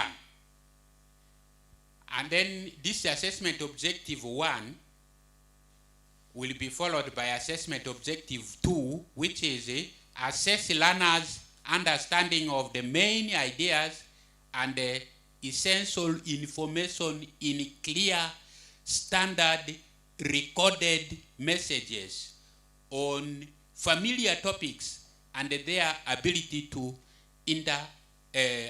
interact and express ideas in the target language with reasonable clarity and ease.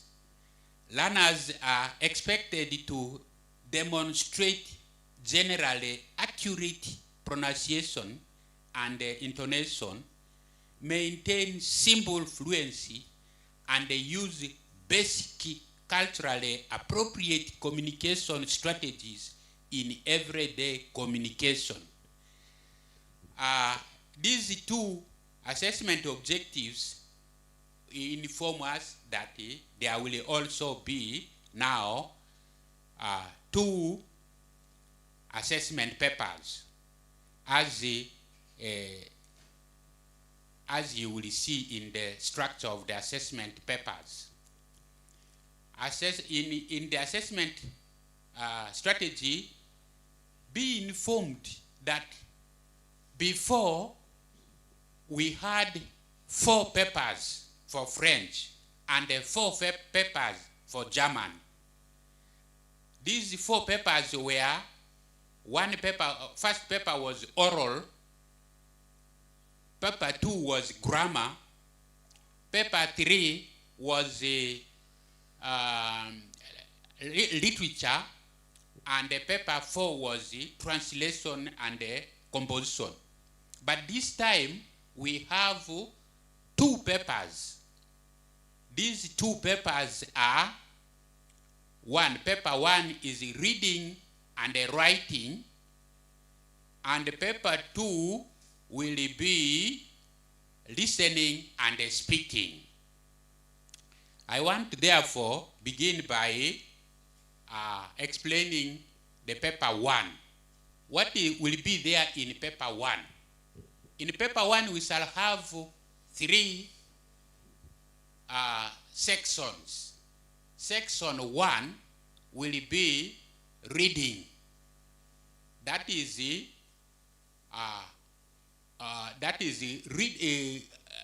reading reception. Reading comprehension. Formally, that we used to call reading comprehension. This time, it is called in French reception orale, and that is both in German and French. Don't think that I'm only talking about French, but it is both in French and German. The same applies to Arabic. The same applies to Chinese. And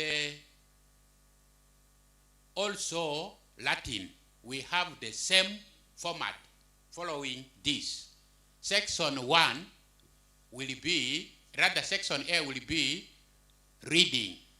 One compulsory text will be given.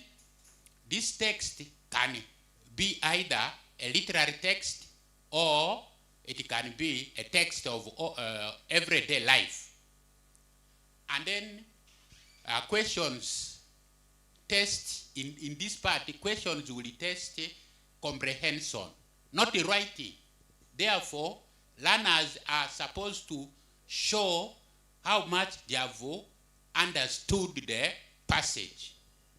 So it is not all about asking a question here and there, making learners to write a lot. No, just short answers.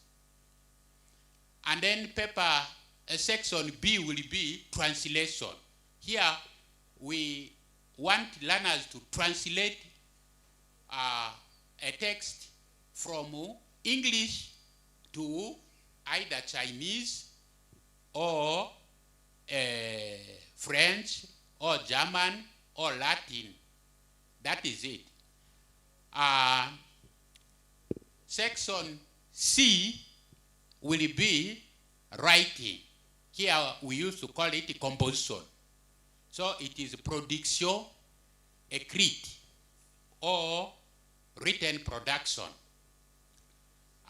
In this case, there will be two composition tasks provided, and the learner chooses one out of that and writes about it. Candidates, that's all the tasks will be scenario based. In paper 2, listening and speaking, section A will be listening comprehension. And in this case, candidates listen to recorded text. And then they answer questions of which will come from the passage they have listened to, not outside the passage. Section B will be speaking. Under speaking, there will be two parts. One part will be monologue, where a learner presents something from beginning up to the end. And then part 2, the learner will be asked questions. And then, the learner will interact with the examiner, will interact. It will be a real interaction question, not a question where you again make the learner to speak alone. No, it should be interaction.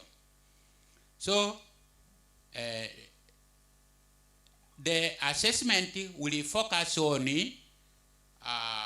pronunciation, fluency, intonation, and the clarity of expressions. Sample assessment items I've brought here is for reading comprehension. What do you see there? You see a passage which is in English, but this one is just to give you how the passages will be. The passages will be given like that for the learners to read, and then thereafter, after reading, they will have questions to answer.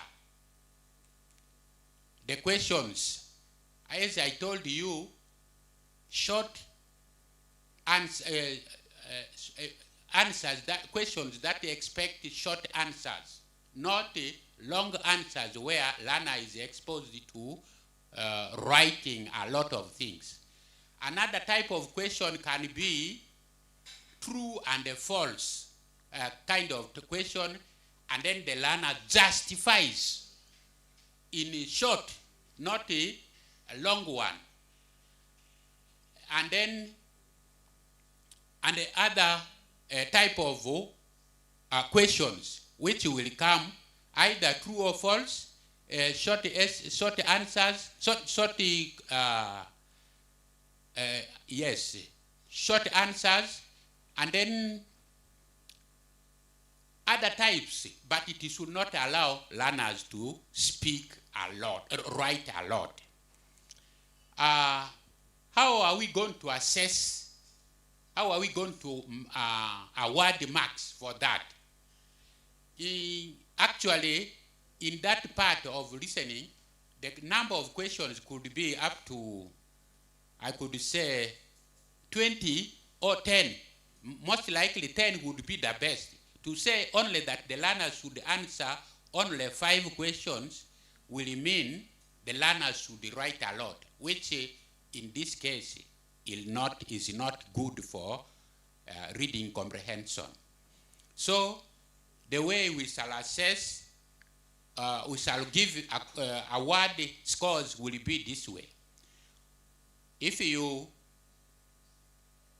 the learner gives all the totality of the marks, you give 2 scores.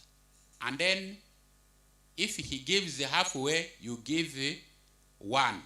But if he doesn't write anything there, 0. That is it.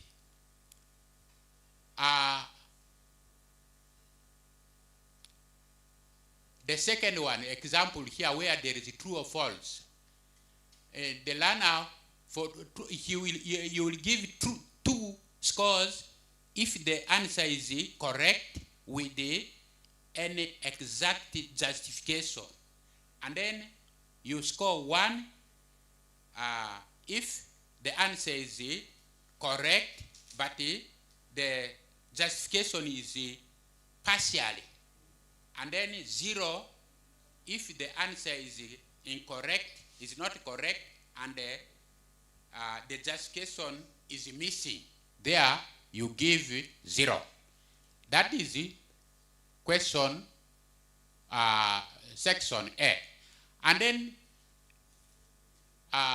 if you go to written production, translation, that is section B, the learners, if they translate, what you are going to assess will be following the basis of assessment, which are here. The first one is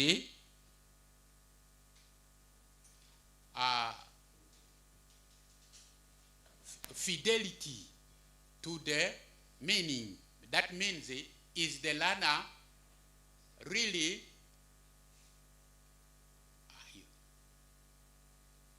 is the learner following the real meaning. The second one is choice of vocabulary. Is it appropriate? The third one is correction of grammatical correction. Is the learner using the appropriate grammar? And then the third one is the readability and the clarity of what the learner has presented in the translation. Those are the areas. And if the learner gives, for example, to give the learner a score 4, the sense, the meaning is respects the real laws of the language, and it gives there is no omission, and he didn't add any meaning to the sense in the text. And then you follow like that up to where you give 0 for a learner who gives nearly where there are very many errors and omissions in the definition the learner, rather the translation the learner has given. In composition, there are 2, as I said, there are 2 scenarios. As you have seen, the first scenario is there. I've given the scenarios in English. Don't say that in French the scenarios will be. Don't say that in French the scenarios will be in English. No. In French, the scenarios will be in French. German, the scenarios will be in that particular language. So That is a scenario 1, rather scenario 2, and then the scenario 2 is here. So the learner has to choose one scenario and write a composition on it. Now, how shall we evaluate that? Here is the assessment scoring rubric. In the assessment rubric of writing, we have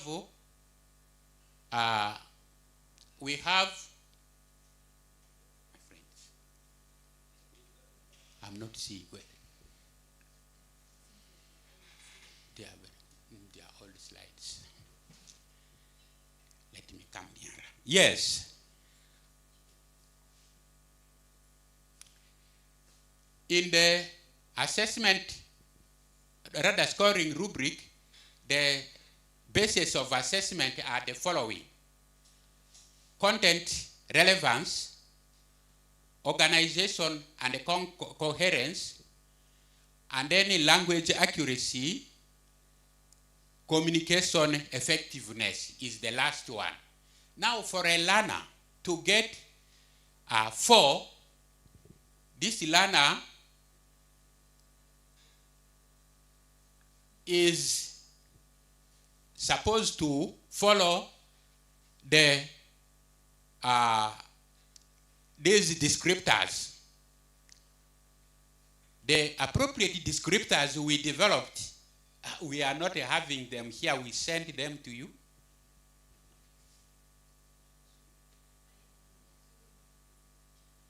Yeah, we shall repeat them. Other languages will repeat them. I've realized that an old descriptor is being given here.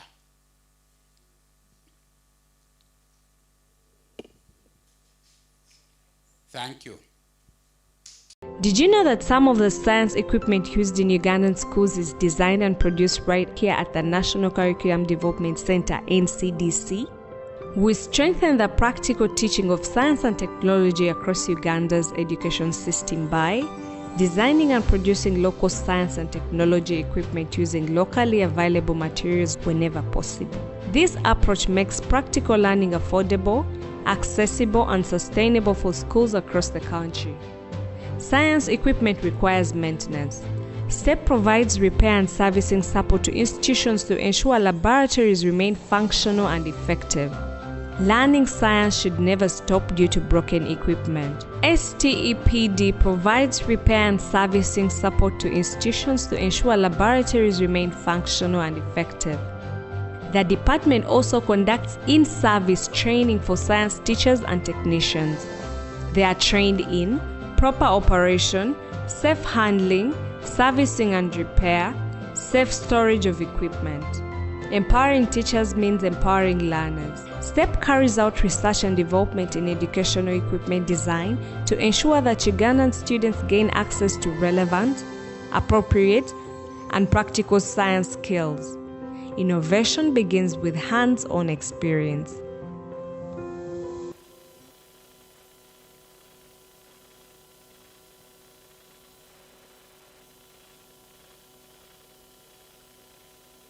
Did you know that some of the science equipment used in Ugandan schools is designed and produced right here at the National Curriculum Development Center, NCDC? We strengthen the practical teaching of science and technology.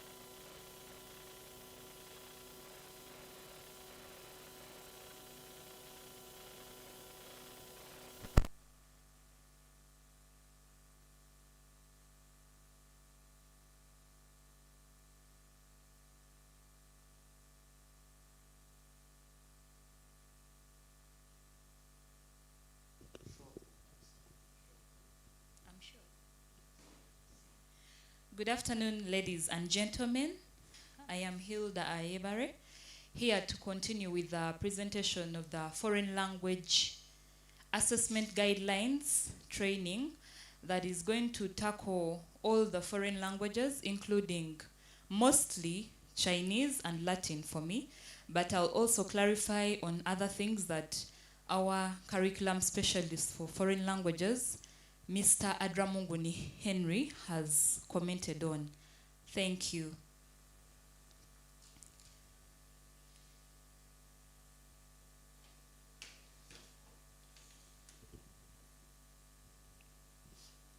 Yes, those are the session outcomes. They are the same with the ones we've just had, so I'll continue.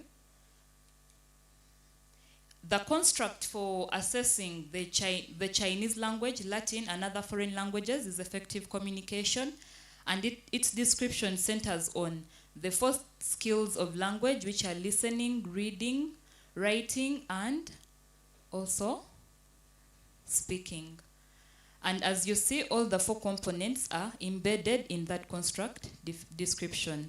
It goes straight to our assessment objectives, which are 2. One focuses on the receptive skills of language, and the other one focuses on the productive skills of language.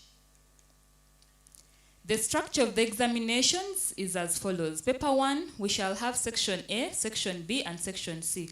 So it has a total of 3 sections.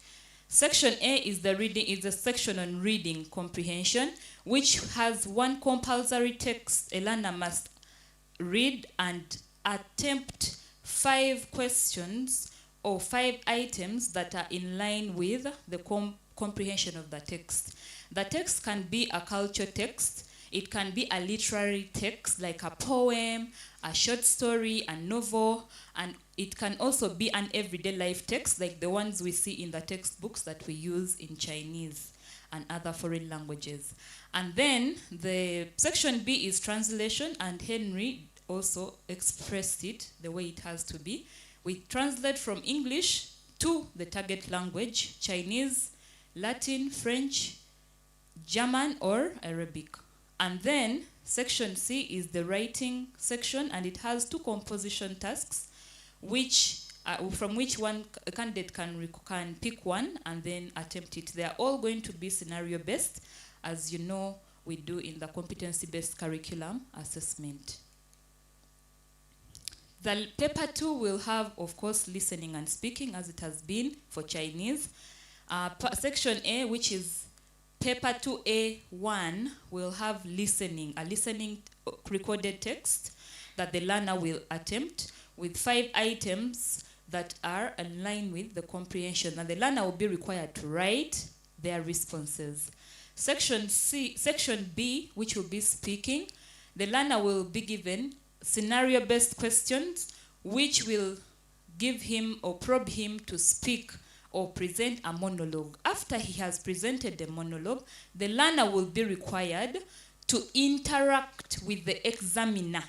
This is very important because it is new and has just been introduced, that the learner will be able to also interact and have questions from the examiner, which he will answer about their monologue. And for the sample item, this is the Chinese sample item.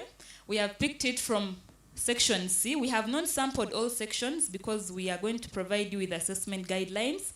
We have only sampled section C of writing. It says, Niyo siangla Uganda luyoda pangyo, dan tabu jida Uganda zemayang. Xie ifang sin gay ni da pangyo, shwo shwo ni weishe majwe da taingai lai ni da gwoja luyo. Gao suta Uganda yo nasye yo yisi da difang.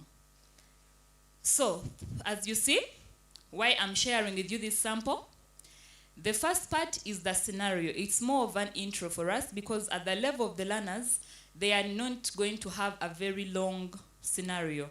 So in this scenario, we are giving the learner a situation in which he must write. And that situation will be proved, if at all the learner has understood the situation, we shall know if he does the task as it has been requested of him. And the task is centered on the learner writing or producing a written write-up, which is a letter in this case. You can see it is focused. And we even tell him what exactly he's going to be expressing to the person who has been put in the situation or scenario. So you see that they relate to each other and at the same time they are at the level of the learner B1, as Henry has explained. Let's go to the scoring rubric. This is the scoring rubric for writing. In the assessment guidelines, you're going to find scoring rubrics for writing, for speaking, for oral interaction, and also for listening. We give you a guide on how you're going to assess the learner. We begin from the output. Here we have put letter or dialogue, but as you've seen, our sample says E function. We mean we want a letter. So the learner's output is a letter, and these are the basis of assessment, or the criteria which we shall use to assess the letter. The first one is content, or the communicative impact. Does the learner communicate? At level 4, the learner must address all parts of the task which you saw and present relevant ideas which are suited to the purpose and the audience. Meaning, this learner, in our case, must be talking about Uganda, the places in Uganda, henyo you see the different, that are very interesting and the tourists can go to. The learner must express things in line with what we have asked. And if he does everything well, he will score 4. And our scores and our grid goes up to 1. At the lowest level, the learner will address a few parts of the task, and ideas will be unclear or not relevant to the task. So that is just the sample of how we shall assess content or the communicative impact. We shall also look at the organization and coherency. Under this, you look at the structure of the letter. Is it the one? Is it the Chinese structure? Has the learner also included the chronology? Is it logical? Is it flowing well? So you have to check all that and against all the 4 levels. And the next is language range and grammatical accuracy. Here, we look at the language range. Of course, our target B1 in Chinese is HSK3. We focus on the learner being able to know the vocabulary of HSK3 and their grammar structures. So language range and grammar will only focus on that. That is the bar. And then the last one is task fulfillment and the format, which you can also bring in to score the learner according to the scoring grid which has been provided. As I've said, we have the scoring rubrics for all the parts of the paper and even sample papers in the assessment guidelines you can refer to later. Thank you so much. Have a good afternoon. Did you know that some of the science equipment used in Ugandan schools is designed and produced right here at the National Curriculum Development Center, NCDC? We strengthen the practical teaching of science and technology across Uganda's education system by designing and producing local science and technology equipment using locally available materials whenever possible. This approach makes practical learning affordable, accessible, and sustainable for schools across the country. Science equipment requires maintenance. STEP provides repair and servicing support to institutions to ensure laboratories remain functional and effective. Learning science should never stop due to broken equipment. STEPD provides repair and servicing support to institutions to ensure laboratories remain functional and effective. The department also conducts in-service training for science teachers and technicians. They are trained in proper operation, safe handling, servicing and repair, safe storage of equipment. Empowering teachers means empowering learners. STEP carries out research and development in educational equipment design to ensure that Ugandan students gain access to relevant, appropriate, and practical science skills. Innovation begins with hands-on experience.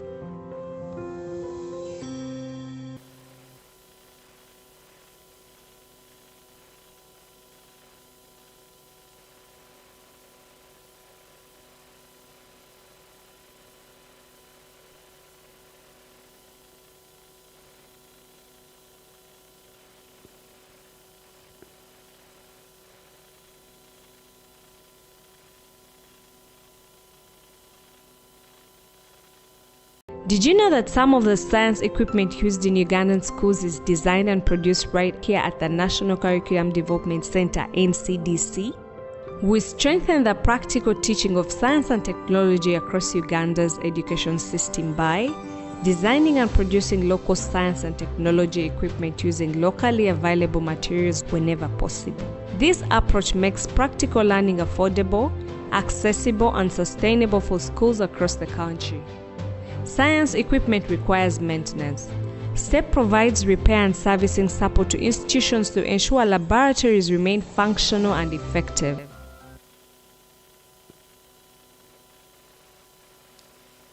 Thank you so much. We shall continue with the sample of Latin, sample item for Latin, and its scoring rubric. Thank you.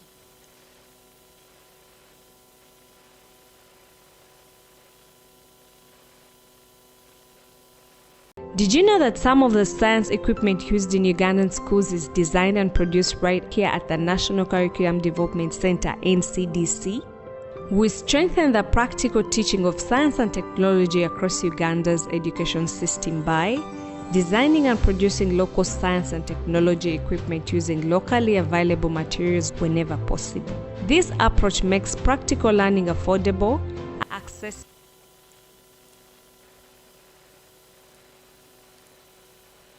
Sorry about that. Let's continue. So that is the item, the sample item for Latin. It is also coming from section C, which is under writing. In this scenario, the learner is given a chance to write a composition, as you can see, and the composition will be scored as follows.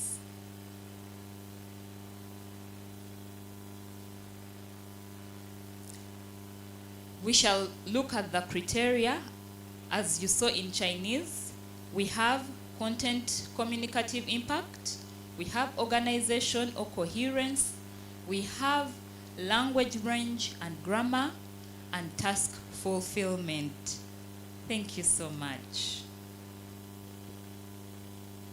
Did you know that some of the science equipment used in Ugandan schools is designed and produced right here at the National Curriculum Development Center, NCDC?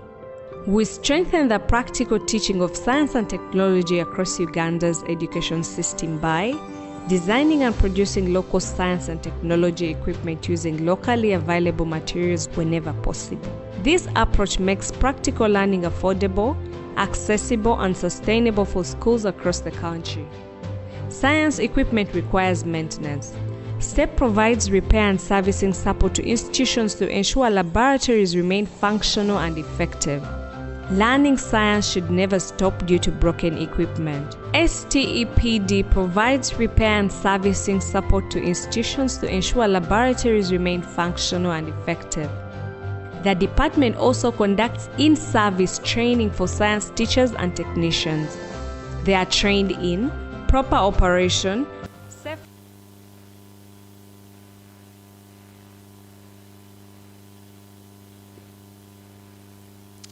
Thank you so much. We have received one question which says, are foreign languages having the same structure? And the answer is yes. The foreign languages are all having a similar structure. We have two papers. Paper 1 has 3 sections. Section A is for reading, Section B is for translation, and Section C is for writing or composition writing. Paper 2 is also having listening and speaking. Where the scenarios fall in Arabic, it will be the same place where the scenarios will fall in Chinese. We have scenario questions in speaking, we have scenario questions in writing, which is production. And under the productive skills of language that we are testing, we have scenario questions. We situate the questions so that the learner can think about their environment. Because of that, we have similar scoring grids. The only difference comes in when one of the languages has more bases of assessment. it depends on the item. The kind of item might change the base of assessment or the number of the bases. So while you're developing your items, remember that the bases of assessment are not cut in stone. You should develop bases of assessment that align to your question. Thank you so much.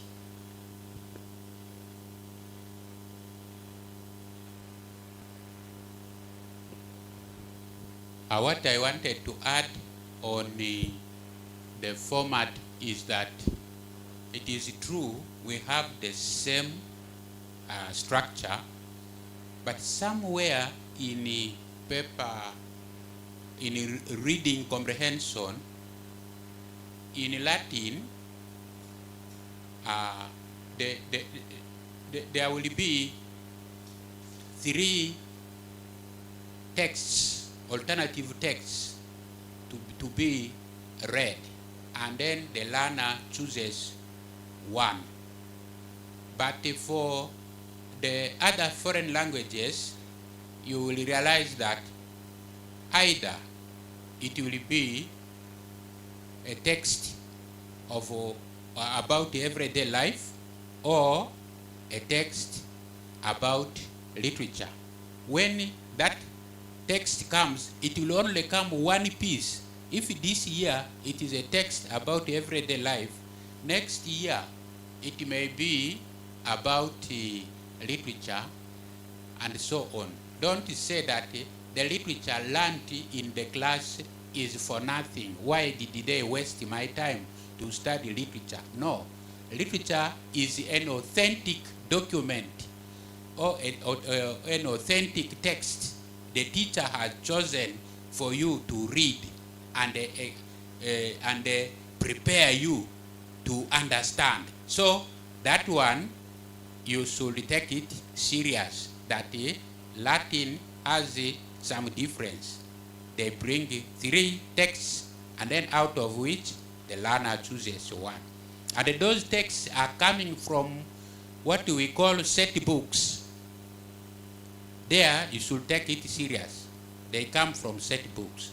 Thank you very much. Thank you so much, the specialist for foreign languages.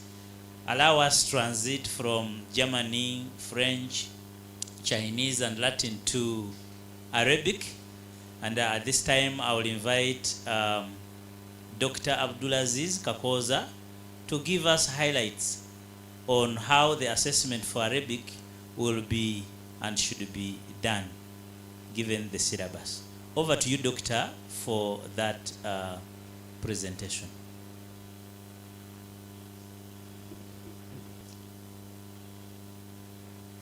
Okay, thank you, Program Coordinator. Marhaban. I'm going to take you through, my name is Abdulaziz Kakoza, and I'm going to take you through Arabic assessment guidelines.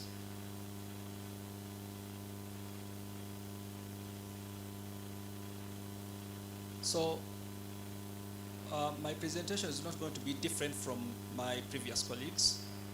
Foreign languages share the same structure, and I'm going to be quick in this. I believe all of you have been hearing from what other people, what other languages were presenting, but the structure is similar. So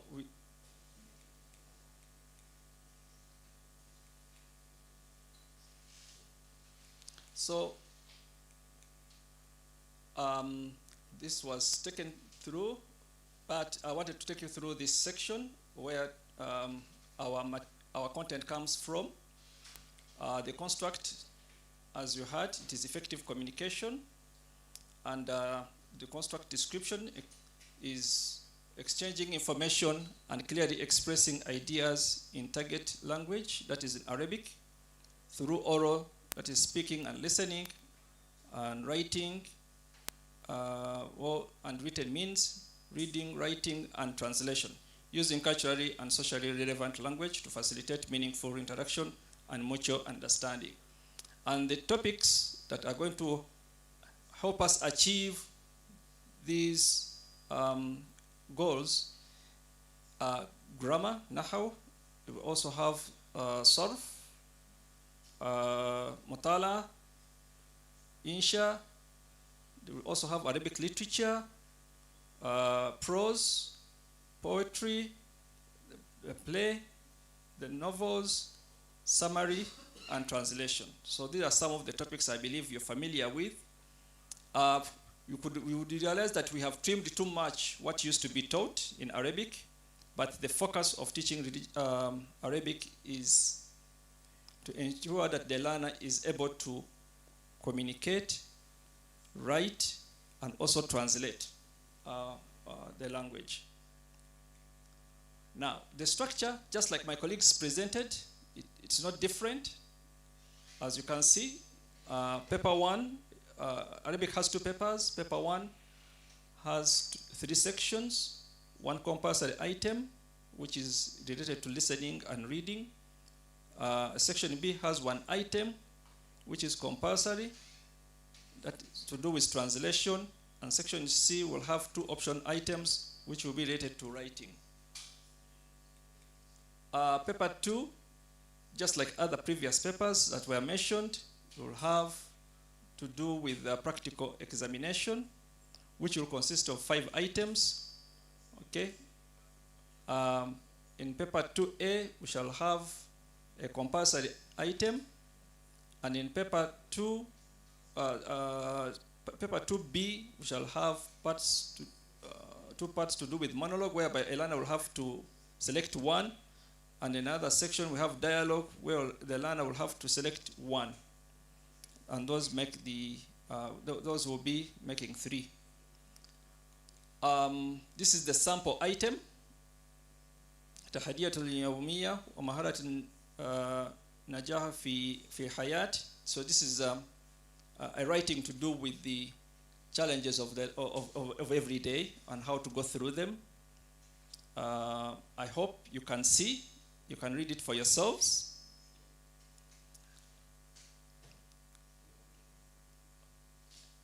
Okay, for the interest of time, I believe you have captured it, and I will see it yourself. This is just a sample of an item in paper 1, which is to do with everyday challenges. And this is its scoring rubric. The basis of assessment, you can see, but the output is a written text.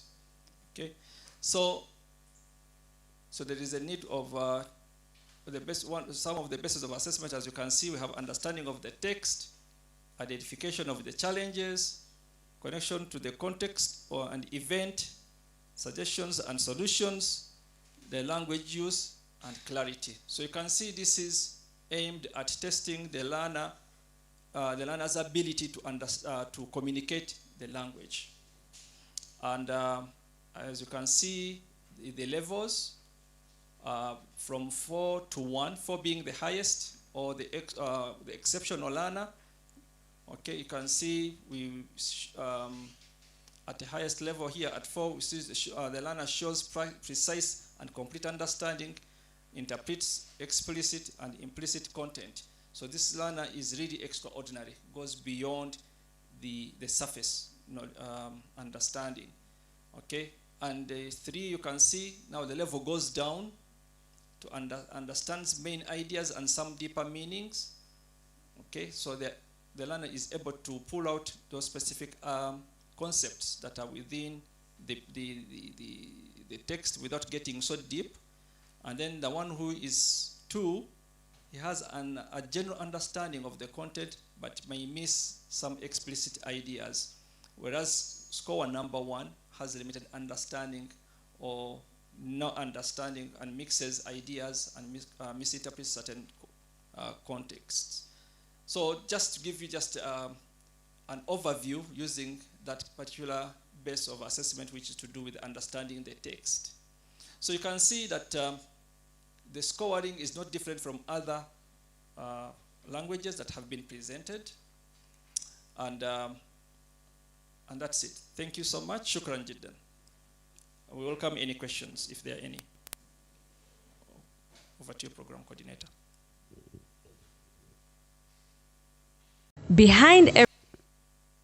Behind every curriculum-related document lies the expertise of our print and production unit. The unit operates a state-of-the-art printing press capable of delivering high-quality printing and publishing services. By producing materials in-house, NCDC reduces costs and strengthens institutional sustainability while ensuring timely availability of curriculum resources. We print all curriculum-related materials, including textbooks, readers, and teachers' guides, supporting effective implementation across the education sector. Beyond curriculum materials, the unit also provides commercial printing services to the public, guaranteeing high quality, quick turnaround, and competitive pricing. Our services include posters and banners, flyers and brochures, branded letterheads, stickers and labels, and much more. With precision, efficiency, and professionalism, the print and the production unit brings ideas to life in print.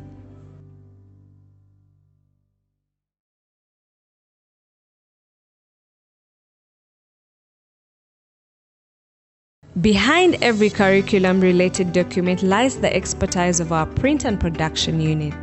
The unit operates a state-of-the-art printing press capable of delivering high-quality printing and publishing services. By producing materials in-house, NCDC reduces costs and strengthens institutional sustainability while ensuring timely availability of curriculum resources. We print all curriculum-related materials, including textbooks, readers, and teachers' guides, supporting effective implementation across the education sector. Beyond curriculum materials, the unit also provides commercial printing services to the public, guaranteeing high quality, quick turnaround, and competitive pricing. Our services include posters and banners, flyers and brochures, branded letterheads, stickers and labels, and much more. With precision. Yes, good afternoon, ladies and gentlemen. Once again, we seem not to see a number of questions coming in regarding the presentations of foreign languages. And so, without wasting a lot of time, because people are anxious to listen in to the presentation about biology assessment. So we will introduce to you the presentation of biology assessment, and the presenter is none other than Jude Agaba Joseph, who is the curriculum specialist for biology. So over to you, Agaba Jude, for your presentation on biology. Thank you so much.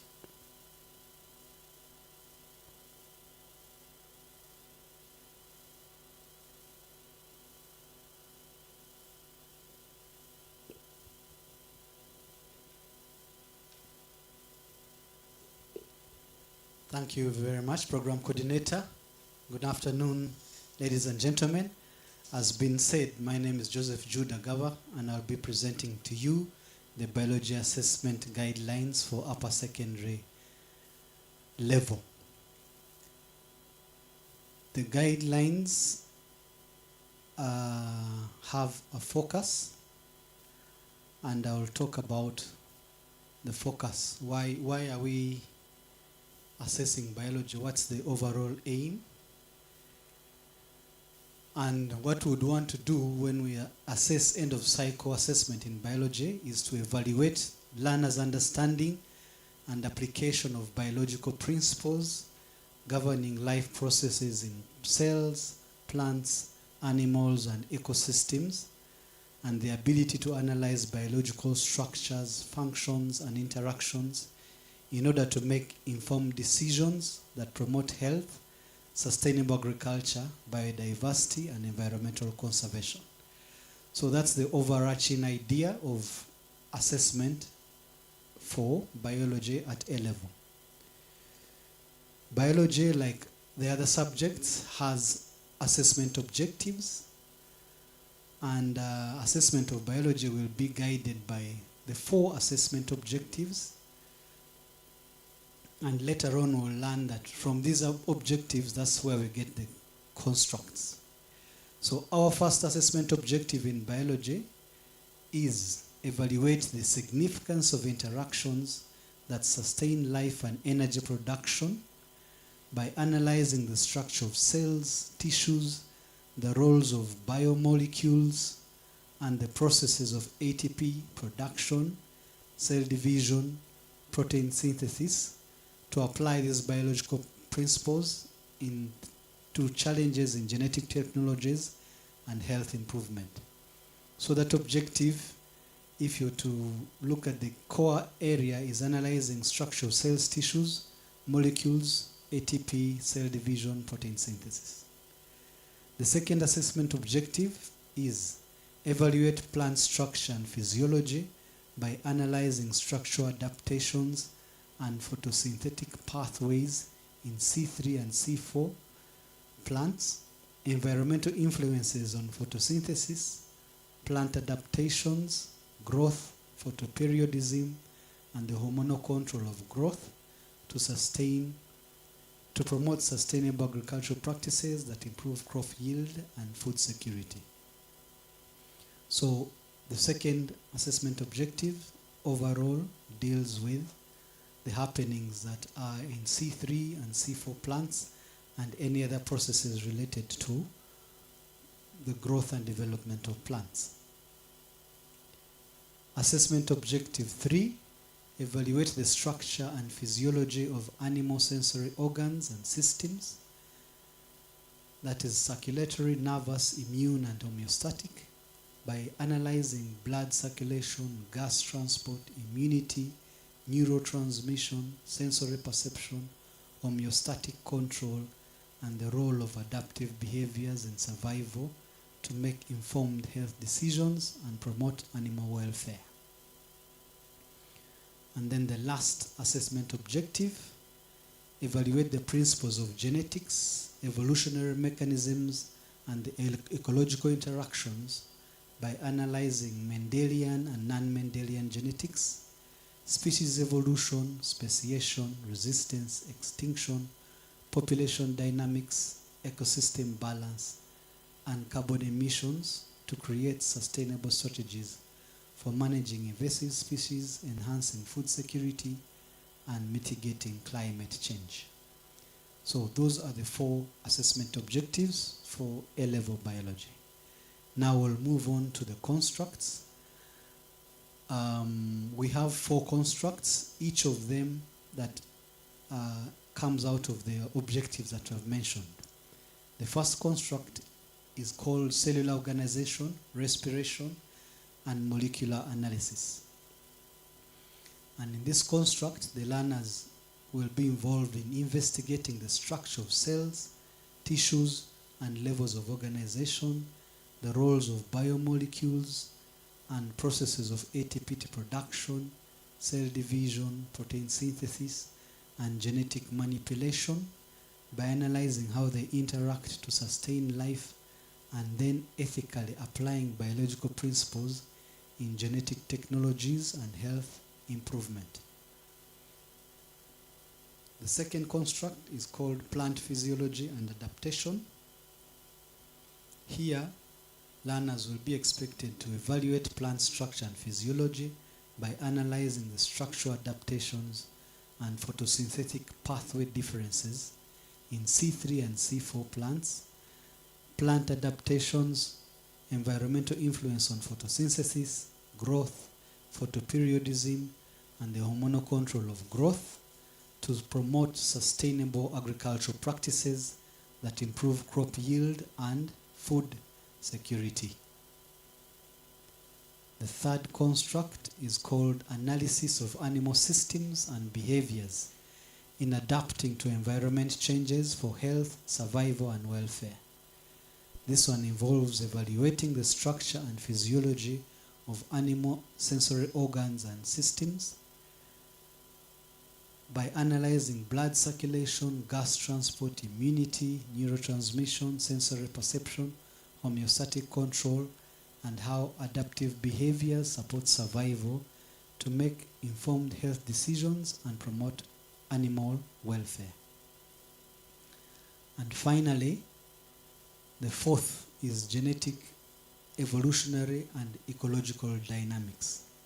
This one involves evaluating inheritance patterns, evolutionary mechanisms, and ecological interactions by analyzing Mendelian and non-Mendelian genetics, species evolution, speciation, resistance, extinction, population dynamics, ecosystem balance, and carbon emissions to inform sustainable strategies for managing invasive species, promoting food security, and mitigating climate change.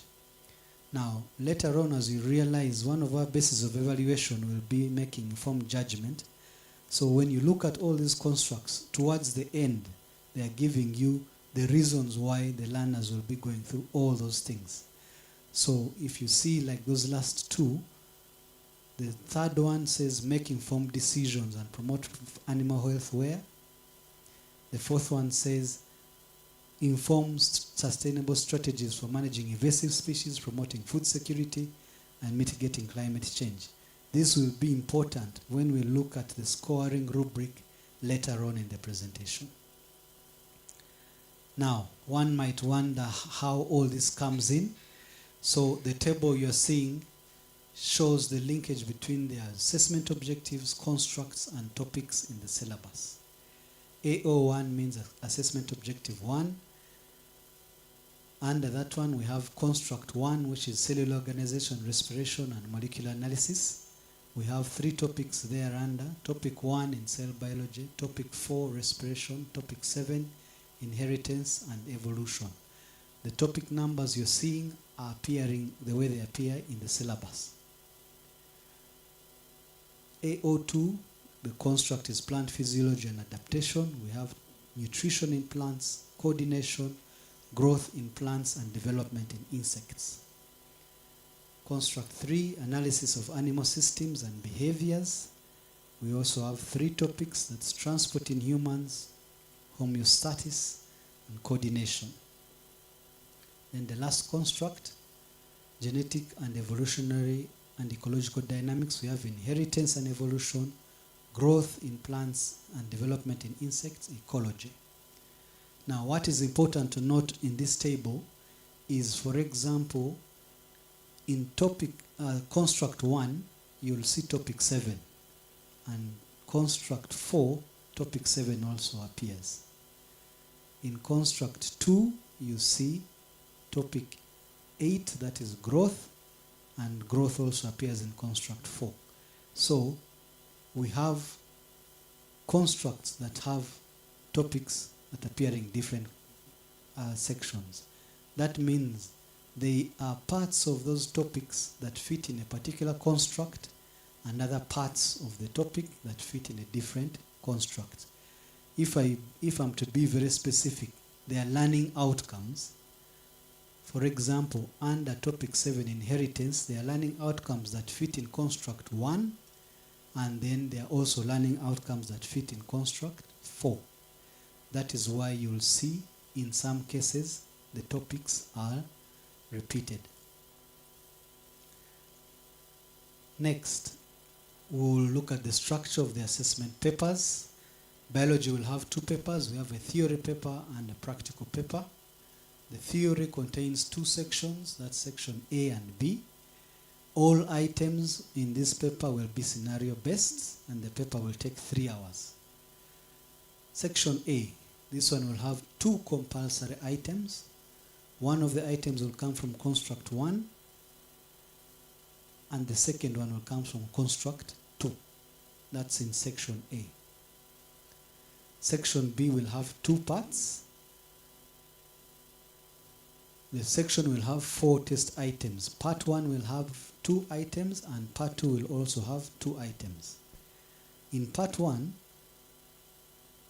one of the 2 items will come from construct 3.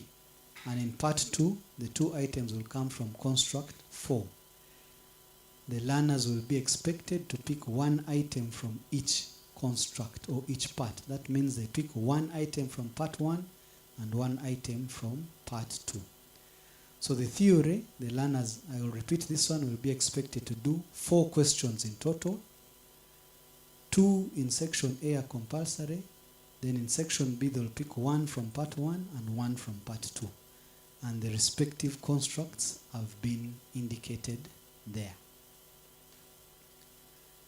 Theory will also have 2 compulsory items. It will take 3 hours. The questions will be scenario based. Items in this paper will come from any of the 4 constructs addressing their respective assessment objectives. So the questions, the 2 questions can come from any of the 4 constructs. 1 item will require use of scientific investigations to solve a challenge presented in the scenario. Then the second item will require relating structural and behavioral mechanisms to the survival advantage of the organism.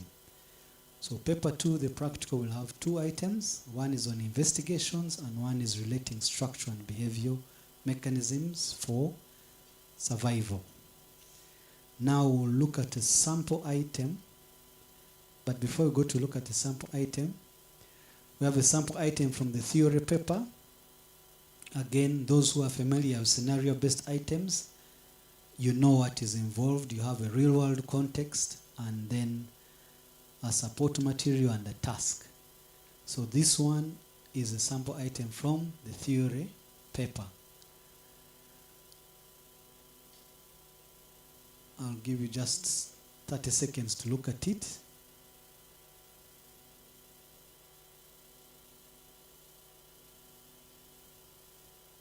It gives us a context about farmers and there are different environment conditions, there are different types of crops. Then they're giving you characteristics of the crops. And then the learner is expected to account for the differences in yields between native and non-native crops in the district.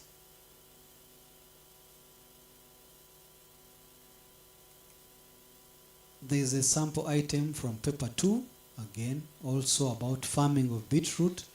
We have pesticides involved, and the learners are supposed to investigate the pesticides, effects of the pesticides on beetroot, and provide justification for the effectiveness of the pesticide.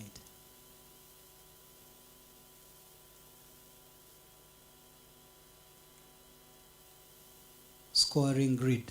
This one is an overview of what the scoring grid would look like for the theory paper and the practical paper.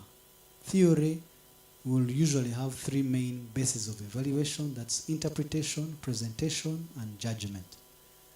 Under interpretation, we expect to find out whether the learner has comprehended the task in response to the scenario, and then we want them to see if they can give an overview of the problem.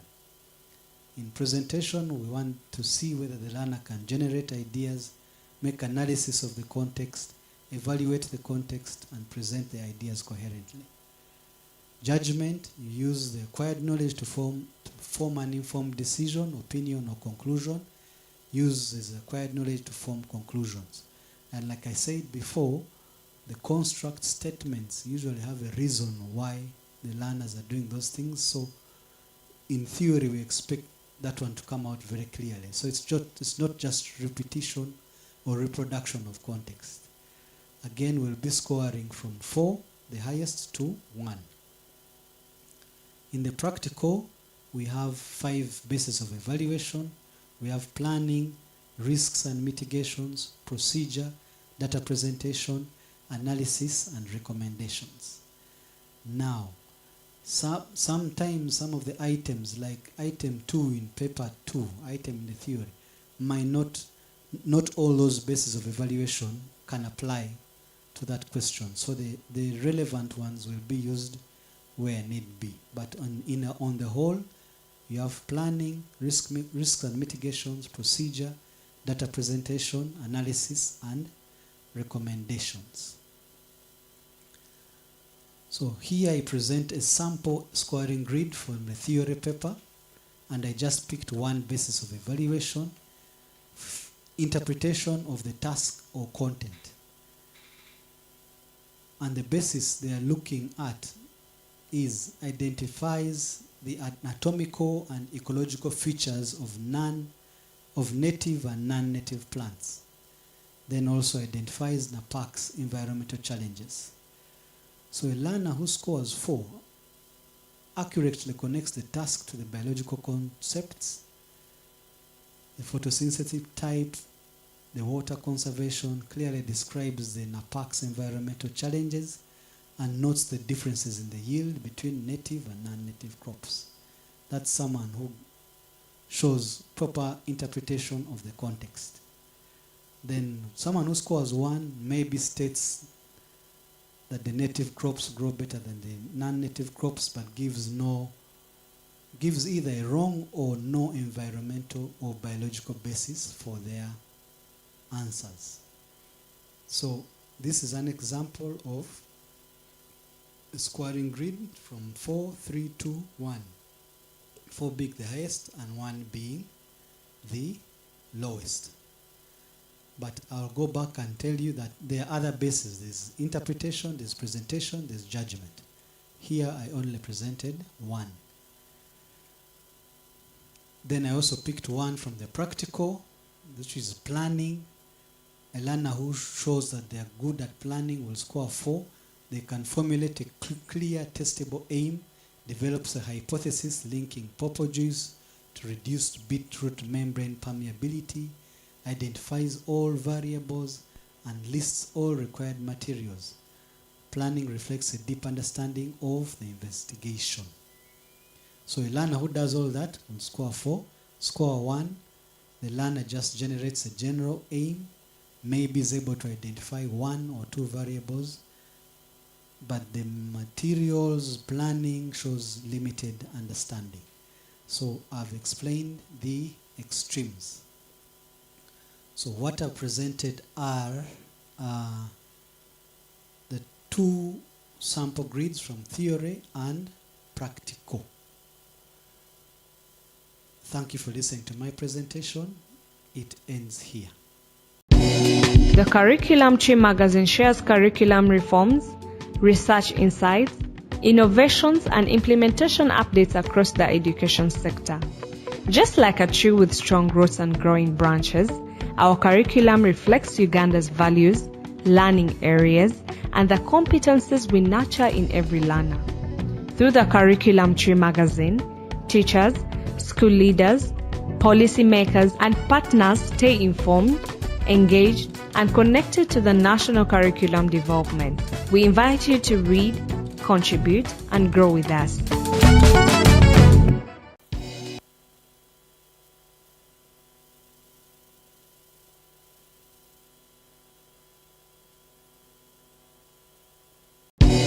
The Curriculum Tree magazine shares curriculum reforms, research insights, innovations, and implementation updates across the education sector. Just like a tree with strong roots and growing branches, our curriculum reflects Uganda's values, learning areas, and the competencies we nurture in every learner.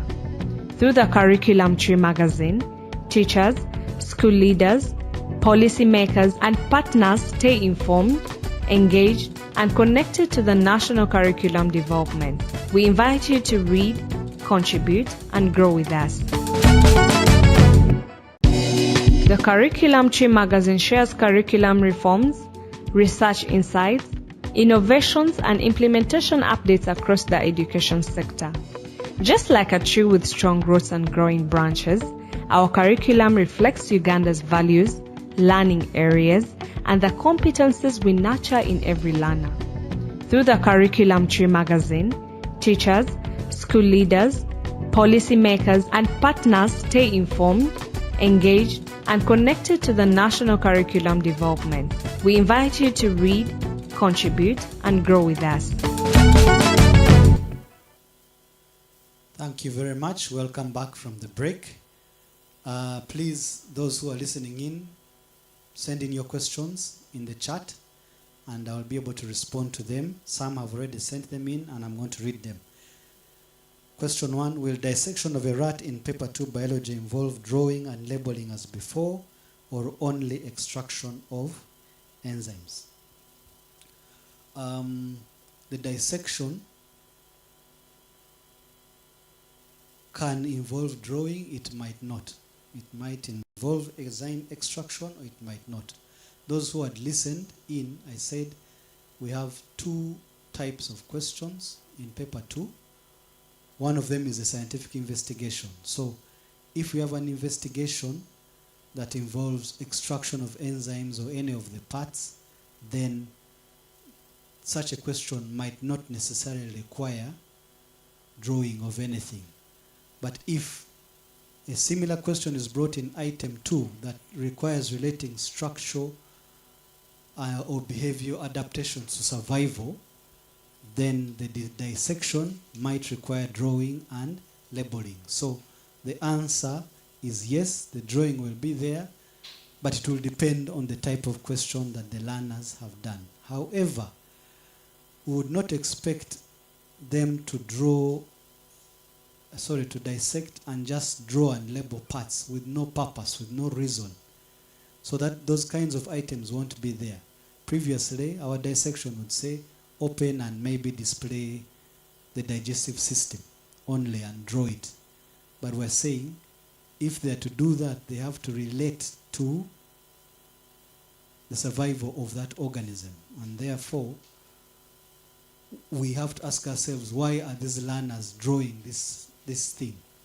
So the question, if they're to draw, they have to relate their drawing to something. It's not just drawing and labeling. So yes, the drawing can be there, but the item has to be developed in such a way that these learners, once they make the drawing, they relate it to something. There has to be a reason for drawing, not just to draw and display. In biology theory, are there graph interpretations? Yes, there will be graph interpretations depending on the type of item that has been set. How will section B in biology look like? Is there a proper balance in biology? Section B, like I said, will come from construct 3 and construct 4.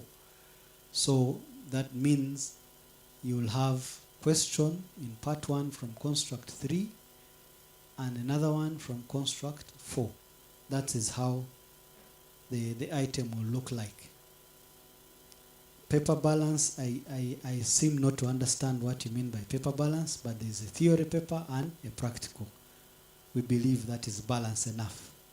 How many scores does each have? The scores depend on the type of items, but if the learners are answering 4 questions in theory, then you get the 4 multiplied by the basis of assessment, and then you'll get the total score for that paper, and the same will apply to the theory. So you have 2 items in the practical, 2 items in practical, each of them having the highest score as 4 and the lowest as 1, but the number of bases of assessment varies. Like I said, in practical, for example, you have 5 bases of assessment, but it can change depending on the type of question asked. What do I mean?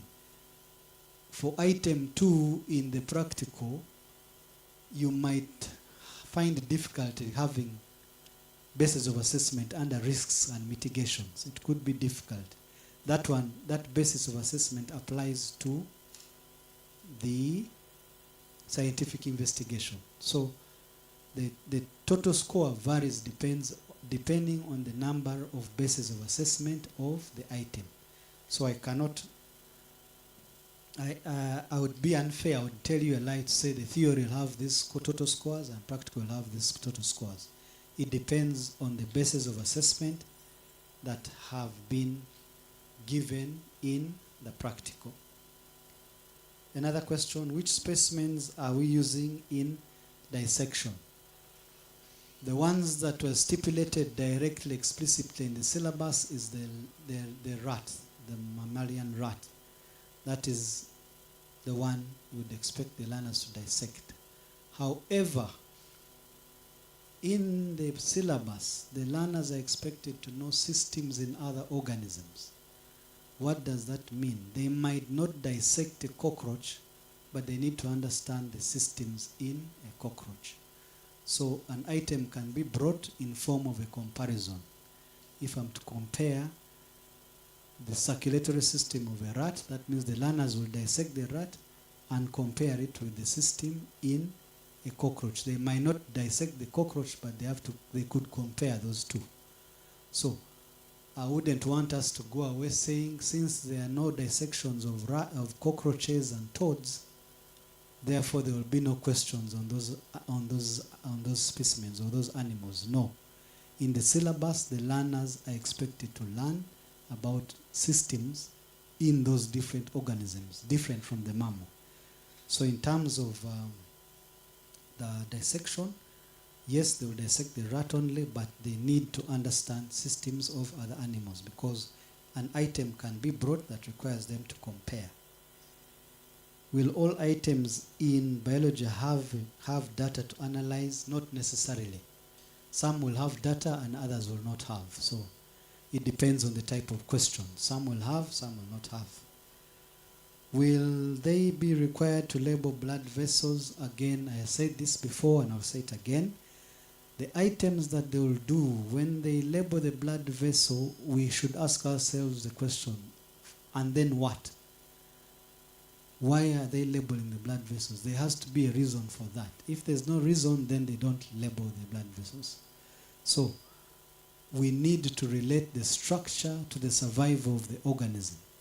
So if I'm to look at the blood vessels and I'm to label them and I draw them, we expect the learner to go beyond that one and say, now that you've labeled them, how do I relate this structure to the survival of this organism? So we will not have the same way we used to do it before, where you just label the vessels and go away. If you are to dissect and present the vessels, it has to be linked to a reason. It has to be linked to what is the purpose of me drawing and labeling these vessels. So should section A be answered structurally or not? Since these are scenario-based items, I said all items are scenario-based items, so they need to answer them the way scenario-based items are answered. So they need to give detail of all that is required of them. Remember, we said the items come from constructs. Constructs are a collection of several learning outcomes from different topics. So you don't expect a learner who is answering an item to give their responses from only one topic. It should come from a set of topics. Say me say cell biology, respiration, and inheritance. That is item 1. If a learner is answering that question, they are expected to use knowledge from cell biology, respiration, and inheritance and evolution, not just one topic. So we need to encourage and guide our learners to do that. So you'll not have a question at A level that comes from one topic. That is not going to happen. The items come from constructs, and a construct is a collection of learning items from different topics. Then, shall we have an alternative practical paper? No, we have never had an alternative practical paper for A level, so it's not going to happen this time. Those are the questions we have received so far. I thank you so much, all that have been listening in, and we look forward to further interactions with you. Have a nice evening. The Curriculum Tree magazine shares curriculum reforms, research insights, innovations, and implementation updates across the education sector. Just like a tree with strong roots and growing branches, our curriculum reflects Uganda's values, learning areas, and the competencies we nurture in every learner. Through the Curriculum Tree magazine, teachers, school leaders, policymakers, and partners stay informed, engaged, and connected to the national curriculum development. We invite you to read, contribute, and grow with us. The curriculum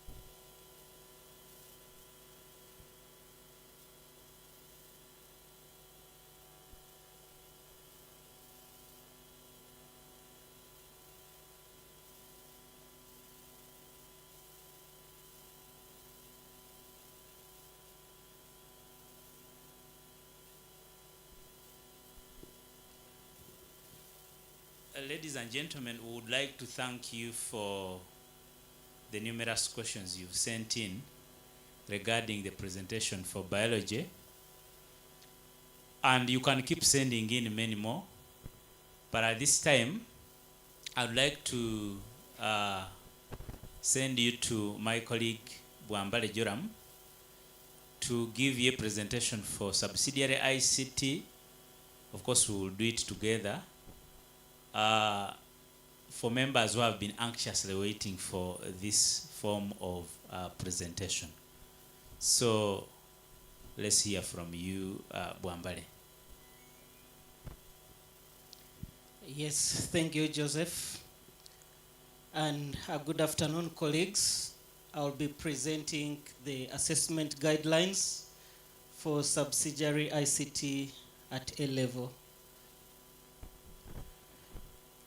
So to start our presentation, we think that assessing a learner at A level subsidiary ICT, we are focusing on evaluating this learner's ability to integrate digital knowledge, skills, values, and attitude to solve real-life societal problems. So, basing on this, we are looking at 4 core constructs for subsidiary ICT, and these 4 constructs will be our pillars for subsidiary ICT. Then, at school level, we encourage you to go ahead and administer activities of integration, and then at the very end, the end of psycho-assessment will be coming in from our national examining body. These 4 constructs are classified according to how they are on the screen there. The first one is digital content creation. The second construct is ICT system operations and maintenance. The third construct is data and information management. And then the 4th construct is digital communication and emerging technologies. Our first construct, being digital content creation, focuses on the topics of electronic presentation, computer word processing, and electronic publication. We want to see how well a learner can come up with digital content. In the second construct, we are focusing on the chapters of Introduction to ICTs, computer hardware, and computer software. So we want to see how the knowledge from these 3 chapters can be integrated together to help us come up with a learner who is able to analyze ICT systems and then look at the maintenance of these systems. In construct 3, we are focusing on how best we can handle our data and analyze it well and come out with meaningful information. So we are focusing on how well a learner can manipulate data using electronic spreadsheets and electronic databases.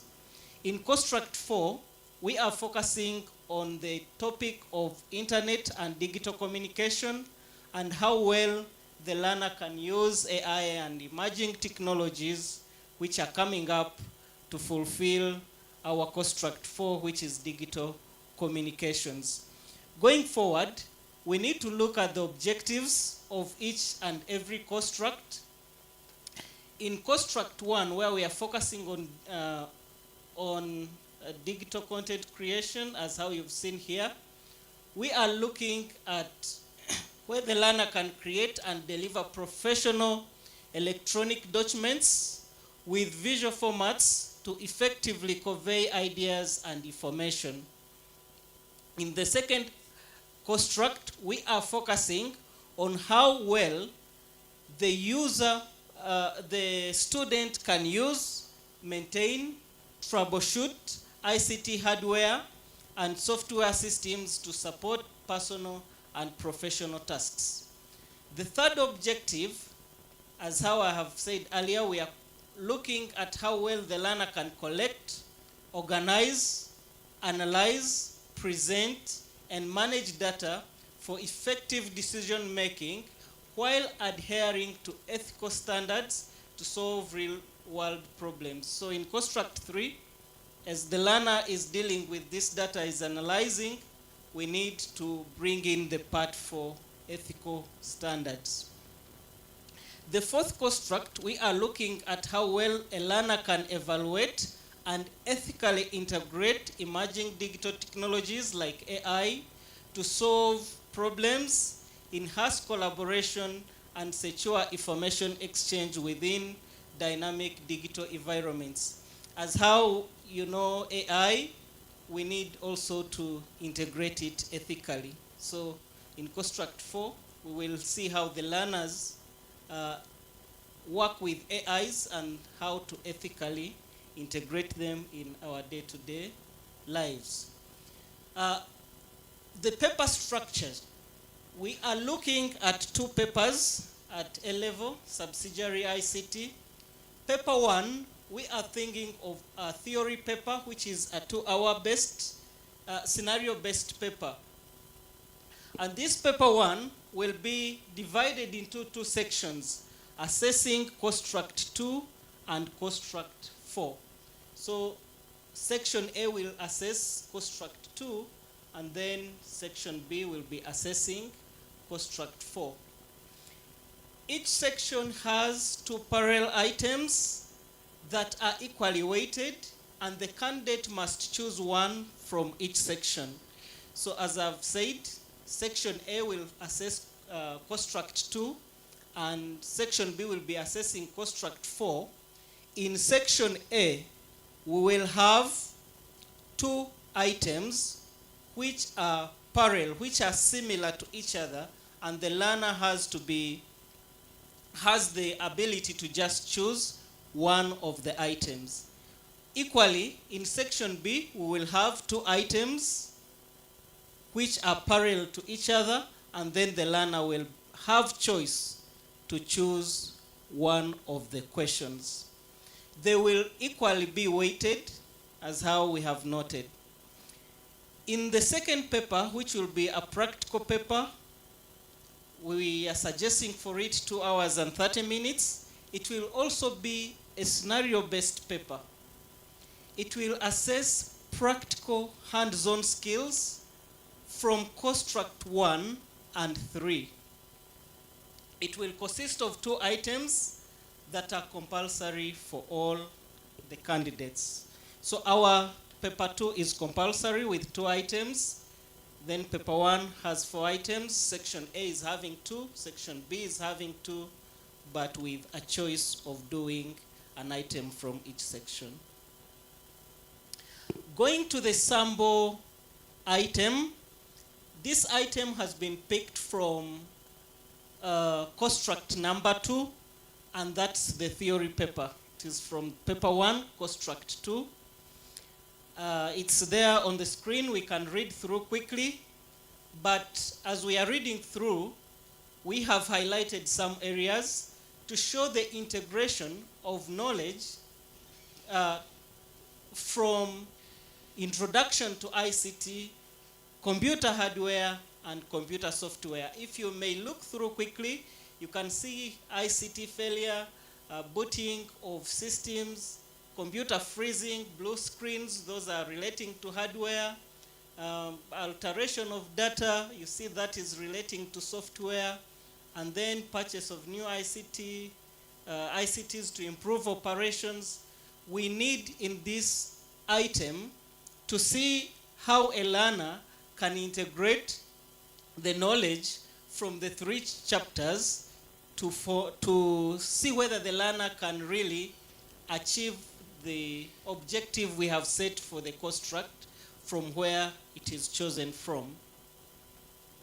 How can we assess this item?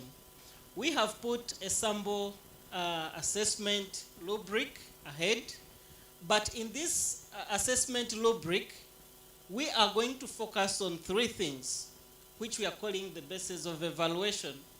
we are focusing on how well the learner interprets the task. We are focusing on how well the learner will generate and present the ideas.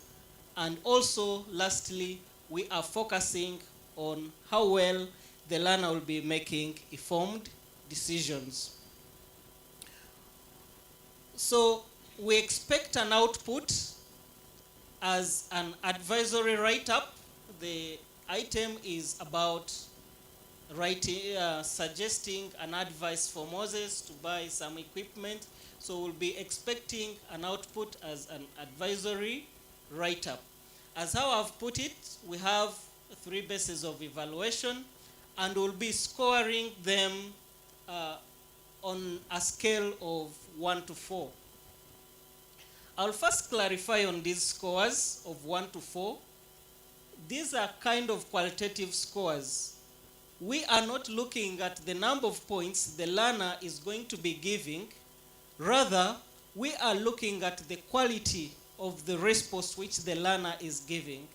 Is the learner evaluating whatever is giving in a proper way? So our scale of 4, our score of 4 is not for 4 points, but rather the score of 4 shows the highest quality, the highest level in our assessment rubric. So to achieve a 4 in our assessment rubric, we are saying that the learner, on the interpretation of the task, the learner must have demonstrated very well, or the learner must have given a comprehensive understanding of the business context which has been talked about in the item, in the sample item, and the ICT challenges, clearly identifying all the relevant needs and aligns ICT solutions with operational goals. To achieve a level 3, or which we are calling a score 3, the learner demonstrates a good understanding of the scenario with minor omissions, ICT needs which are mostly identified, and solutions which have been generally aligned to the sample item which we are having. For the learner to score a 2, or for the learner to be awarded level 2 on that basis, the learner should have showed a basic understanding of the business and ICT issues. Some needs are identified, but alignment is partial. Our level 1, or score 1, demonstrates limited to no understanding of the scenario. The learner has given totally something which is not in line with that basis. So someone may say, when do we score a 0? Again, I've clearly said that our scores are more of qualitative. It's like we are giving a level, we are giving a criteria for scoring the learners based on a given basis. So level 1, when the learner demonstrates limited or no understanding of the basis which we are having there, then we score a 1. Next, we have still the second basis of evaluation, which follows the same kind of arrangement of the qualitative description of how the learner should be scored. Then, lastly, still in the same scenario, we have the third basis of evaluation, where we are judging the learner from a scale of 1 to 4. So for the sample we are having, literally, it is having 3 bases of evaluation, and we are evaluating each basis on a scale of 1 to 4. As I had put it earlier, that we are looking at 3 bases of assessment: interpretation of the task, generating ideas, and making informed judgment. That's the sample which I can give this afternoon. Thank you. Thank you so much, Joram. For the teachers of ICT, a few things maybe to keep noting from the presentation. That one, at all levels of assessment, there is integration of knowledge, and because we are assessing a competency or competencies collected from various topics, then at all points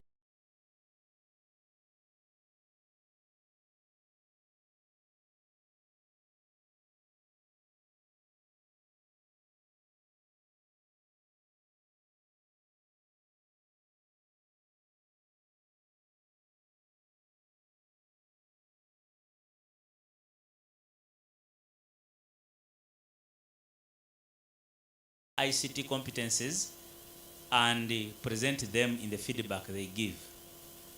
Maybe this is also to note, whereas we have 2 papers, Subsidiary ICT will also be assessed using another parallel paper for the practical assessment, which we are calling paper 3. You know, in the past we have used a parallel paper, especially with the numbers in schools versus the digital tools we have in place in order to do the assessment. So there shall be a parallel paper for the practical to support schools with the higher numbers of learners doing this subject. And then also to note is that each of these constructs, whereas they integrate knowledge, they are assessed independently but contribute to the overall description of the learner's qualitative description of competencies they have gained throughout the learning in 2 years. Furthermore, the assessment of practical skills via practical papers will involve use of support files, just like we have done before, but their use may be different from what we are used to, but they will be there. And so it is very important for teachers to take note of that and keep it at the back of their minds.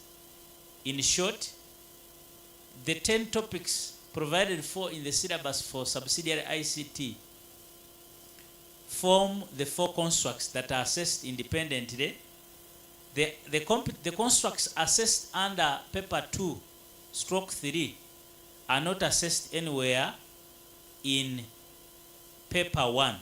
But that doesn't mean that while the learner is integrating, is using the knowledge they have acquired and the skills they have acquired during the learning, they can't bring those skills to answer the contextualized scenario-based problems they will face in paper 1. So that is very, very important to note, and I felt we needed to clarify on that so that people are aware of what we are talking about as far as the assessment of ICT, subsidiary ICT is concerned.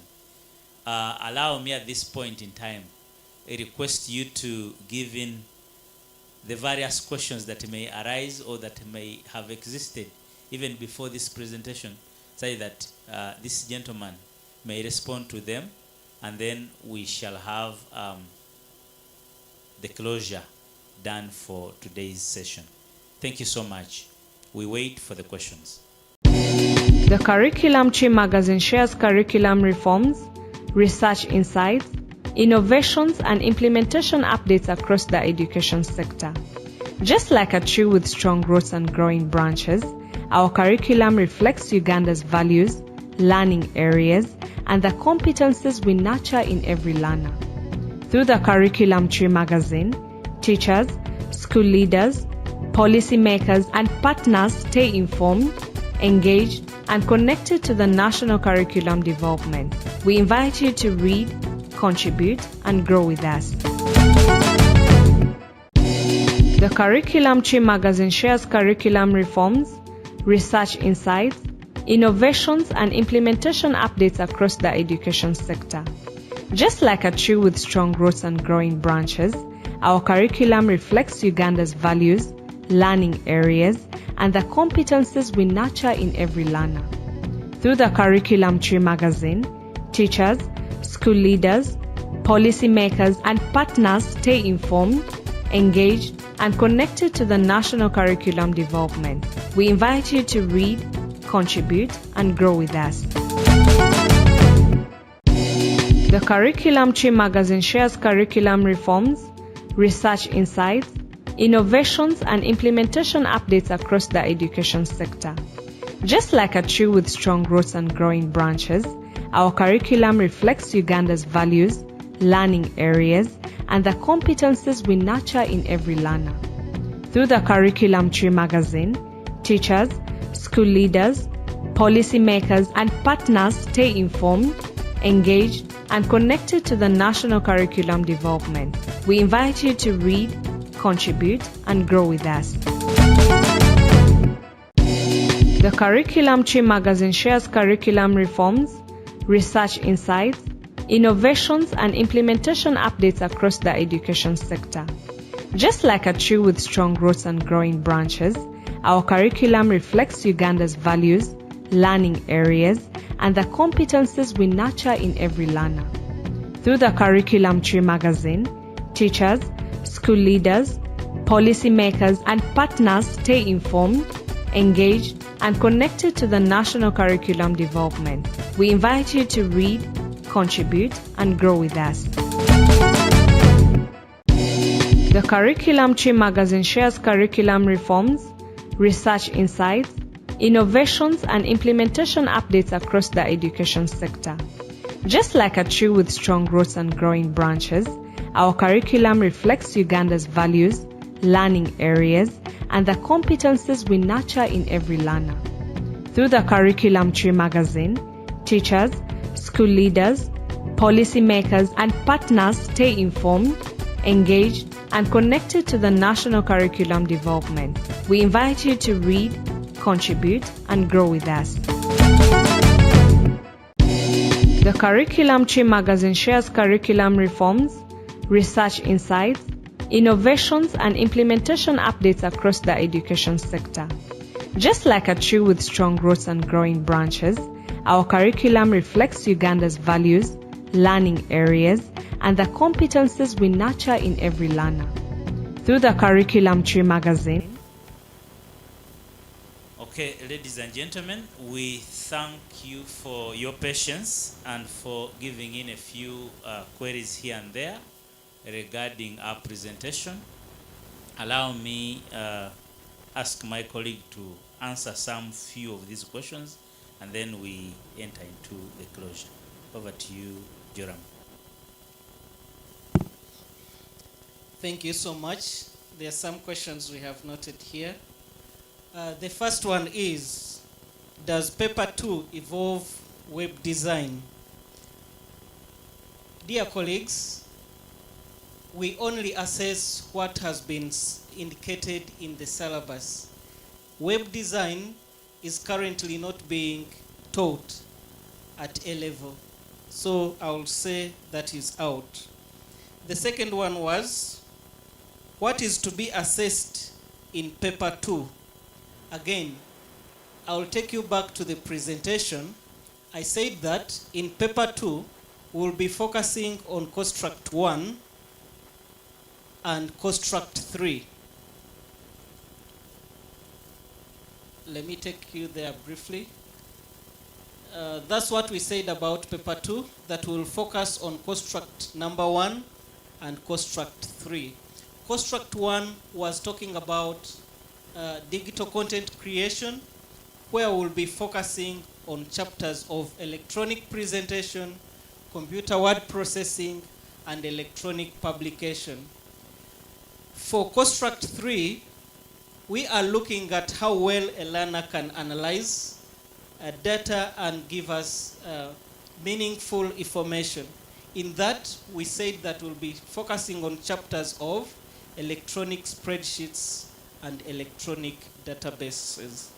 Thank you. Thank you so much, Joram. Some other person is wondering how the grading is going to be done.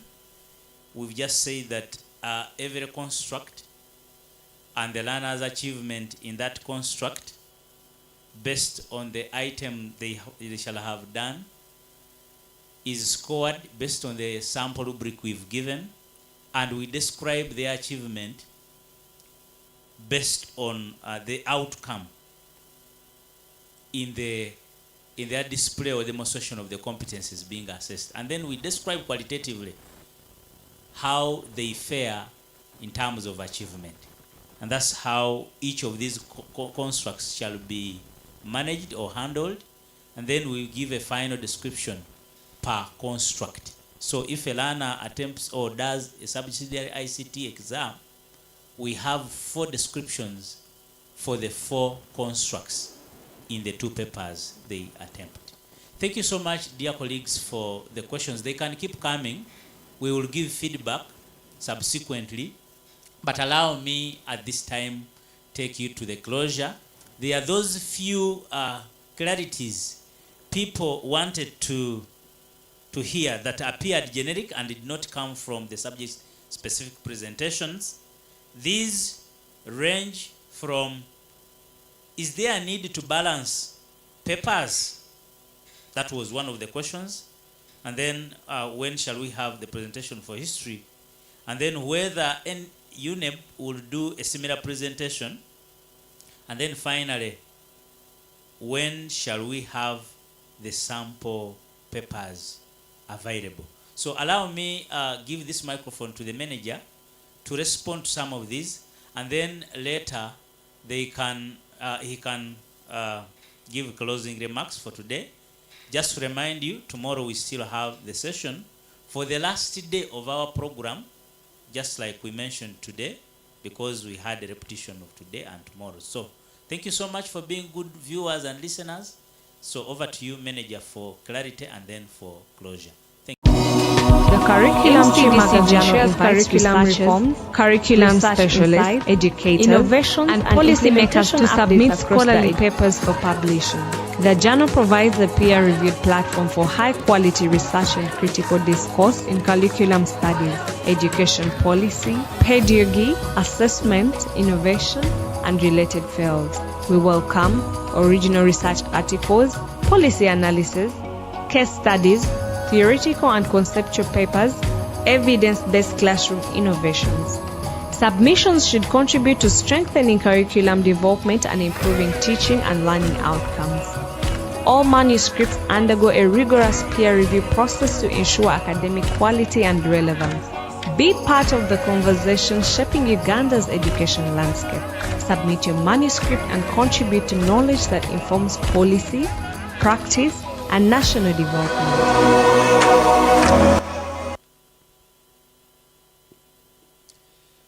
Yes, good afternoon, ladies and gentlemen. We have come to the end of our 3rd day of our online facilitation. Special thanks to the facilitators and all of you who have been watching and following this training online. I have a few questions to attend to before we close for today. One is an issue of balancing papers. Previously, we have had cases, or the assessment has been in such a way that when a person scores an F9 in one of the papers and a D1 in the other paper, they automatically get an O. This assessment is different in such a way that we are emphasizing what the learner can do, because the emphasis is on acquisition of competencies. And that's why there is a provision for a descriptor on the extreme right. And that descriptor tells me what you can actually do. So, with competence-based assessment, emphasis is not on balancing papers. emphasis is on what you can do. However, if you're to be an all-round student, you then need to be good in all the papers, because all papers are specifically addressing competencies that make up that paper. So if the constructs that make up that paper are attended to comprehensively, then you will have a balanced score across all the papers. But when in actual sense the basis is on the construct. So that's why we have that descriptor at the end to emphasize what the learner can do, and that is a point of emphasis, not necessarily that you failed this, therefore your score will be this. No. Will UNEB give a similar presentation? Honestly, I cannot answer that for UNEB. But what I can say is that the curriculum development process and the assessment process are connected. Connected in such a way that we have finished this session, we carried out a pretest, and we are getting the pretest results, the sample assessment papers, and the guidelines that we have shared with you. We are sharing all of them with UNEB, much as we worked with them to develop them. Why do we share them with UNEB and the public? We share them with UNEB such that they are able to duplicate, to make similar assessments for every end of year until the curriculum or the assessment is changed again. So that is why we have to share these documents with UNEB. This time round, we shall also share the assessment guidelines with everyone else, including the teachers. Because with competence-based assessment, the intention is not to catch you on the wrong. No. The intention is to identify and determine what you are competent at. And because of that, with competence-based assessment, the assessment guidelines are shared with the teachers. Even the learners can be privy to these documents. So we are going to make effort and have them uploaded on our website in a little while, because there is some styling we are still doing, but we are going to upload them as soon as possible, and you will have access to all of them, and you'll be able to read through in detail and follow with what we have been doing. The assessment guidelines will contain or will have the assessment framework as the main document, and then that main document will be followed by the assessment guidelines for the respective subjects, where you'll find how each of the subjects will be assessed. And in there, you will find some sample assessment items, as well as the scoring grids for those items as examples to benchmark on as you set your other papers at school level and even at national level. Finally, tomorrow is our last day, and all the remaining subjects, including history, are supposed to be attended to tomorrow. Once again, I apologize for the mishap on the program we sent out. It had a day that was appearing twice. So tomorrow will be our last day, and thereafter we shall declare the online facilitation closed. However, you will still be able to continue reaching out to us through the various platforms, through the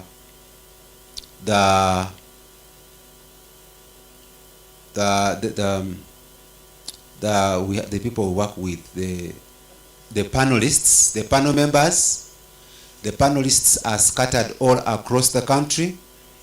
Those, yes, some might not have been part of the development of the assessment guidelines, but still, we shall also improve on our systems to make sure that at any one moment, when you need assistance, you can reach out to us and we assist you accordingly. So with those remarks, once again, thank you for being part of this online facilitation. Please be part of the last day tomorrow.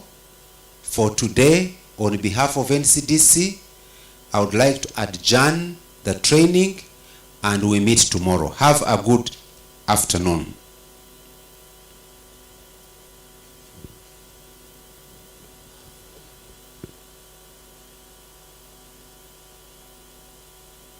Welcome to the National Curriculum Development Center e-learning center platform, your digital getaway to curriculum resources and support. This platform provides access to approved curriculum materials, digital content, teacher support resources, and guidance on the curriculum implementation, all in one place. In this short walkthrough, we will show you how to navigate platform and access learning materials. Step 1. Visit the NCDC website on www.ncdc.go.ug. Step 2. Click on the e-learning platform. Step 3. Click on Register to create an account or log in if you already have one. You can also use the guest account, which does not require login. Step 4. Simply enter your details and follow the prompts. Once logged in, you will have access to the downloadable materials and interactive content. The NCDC e-learning platform is designed to make curriculum access easier, faster, and more flexible for learners, teachers, and stakeholders across Uganda. By integrating technology into the curriculum delivery, NCDC is expanding access to quality education beyond the traditional classroom. Flexible, accessible, future-focused.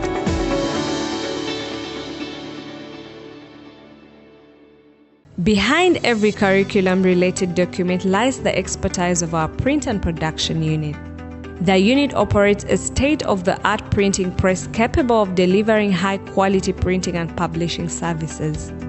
By producing materials in-house, NCDC reduces costs and strengthens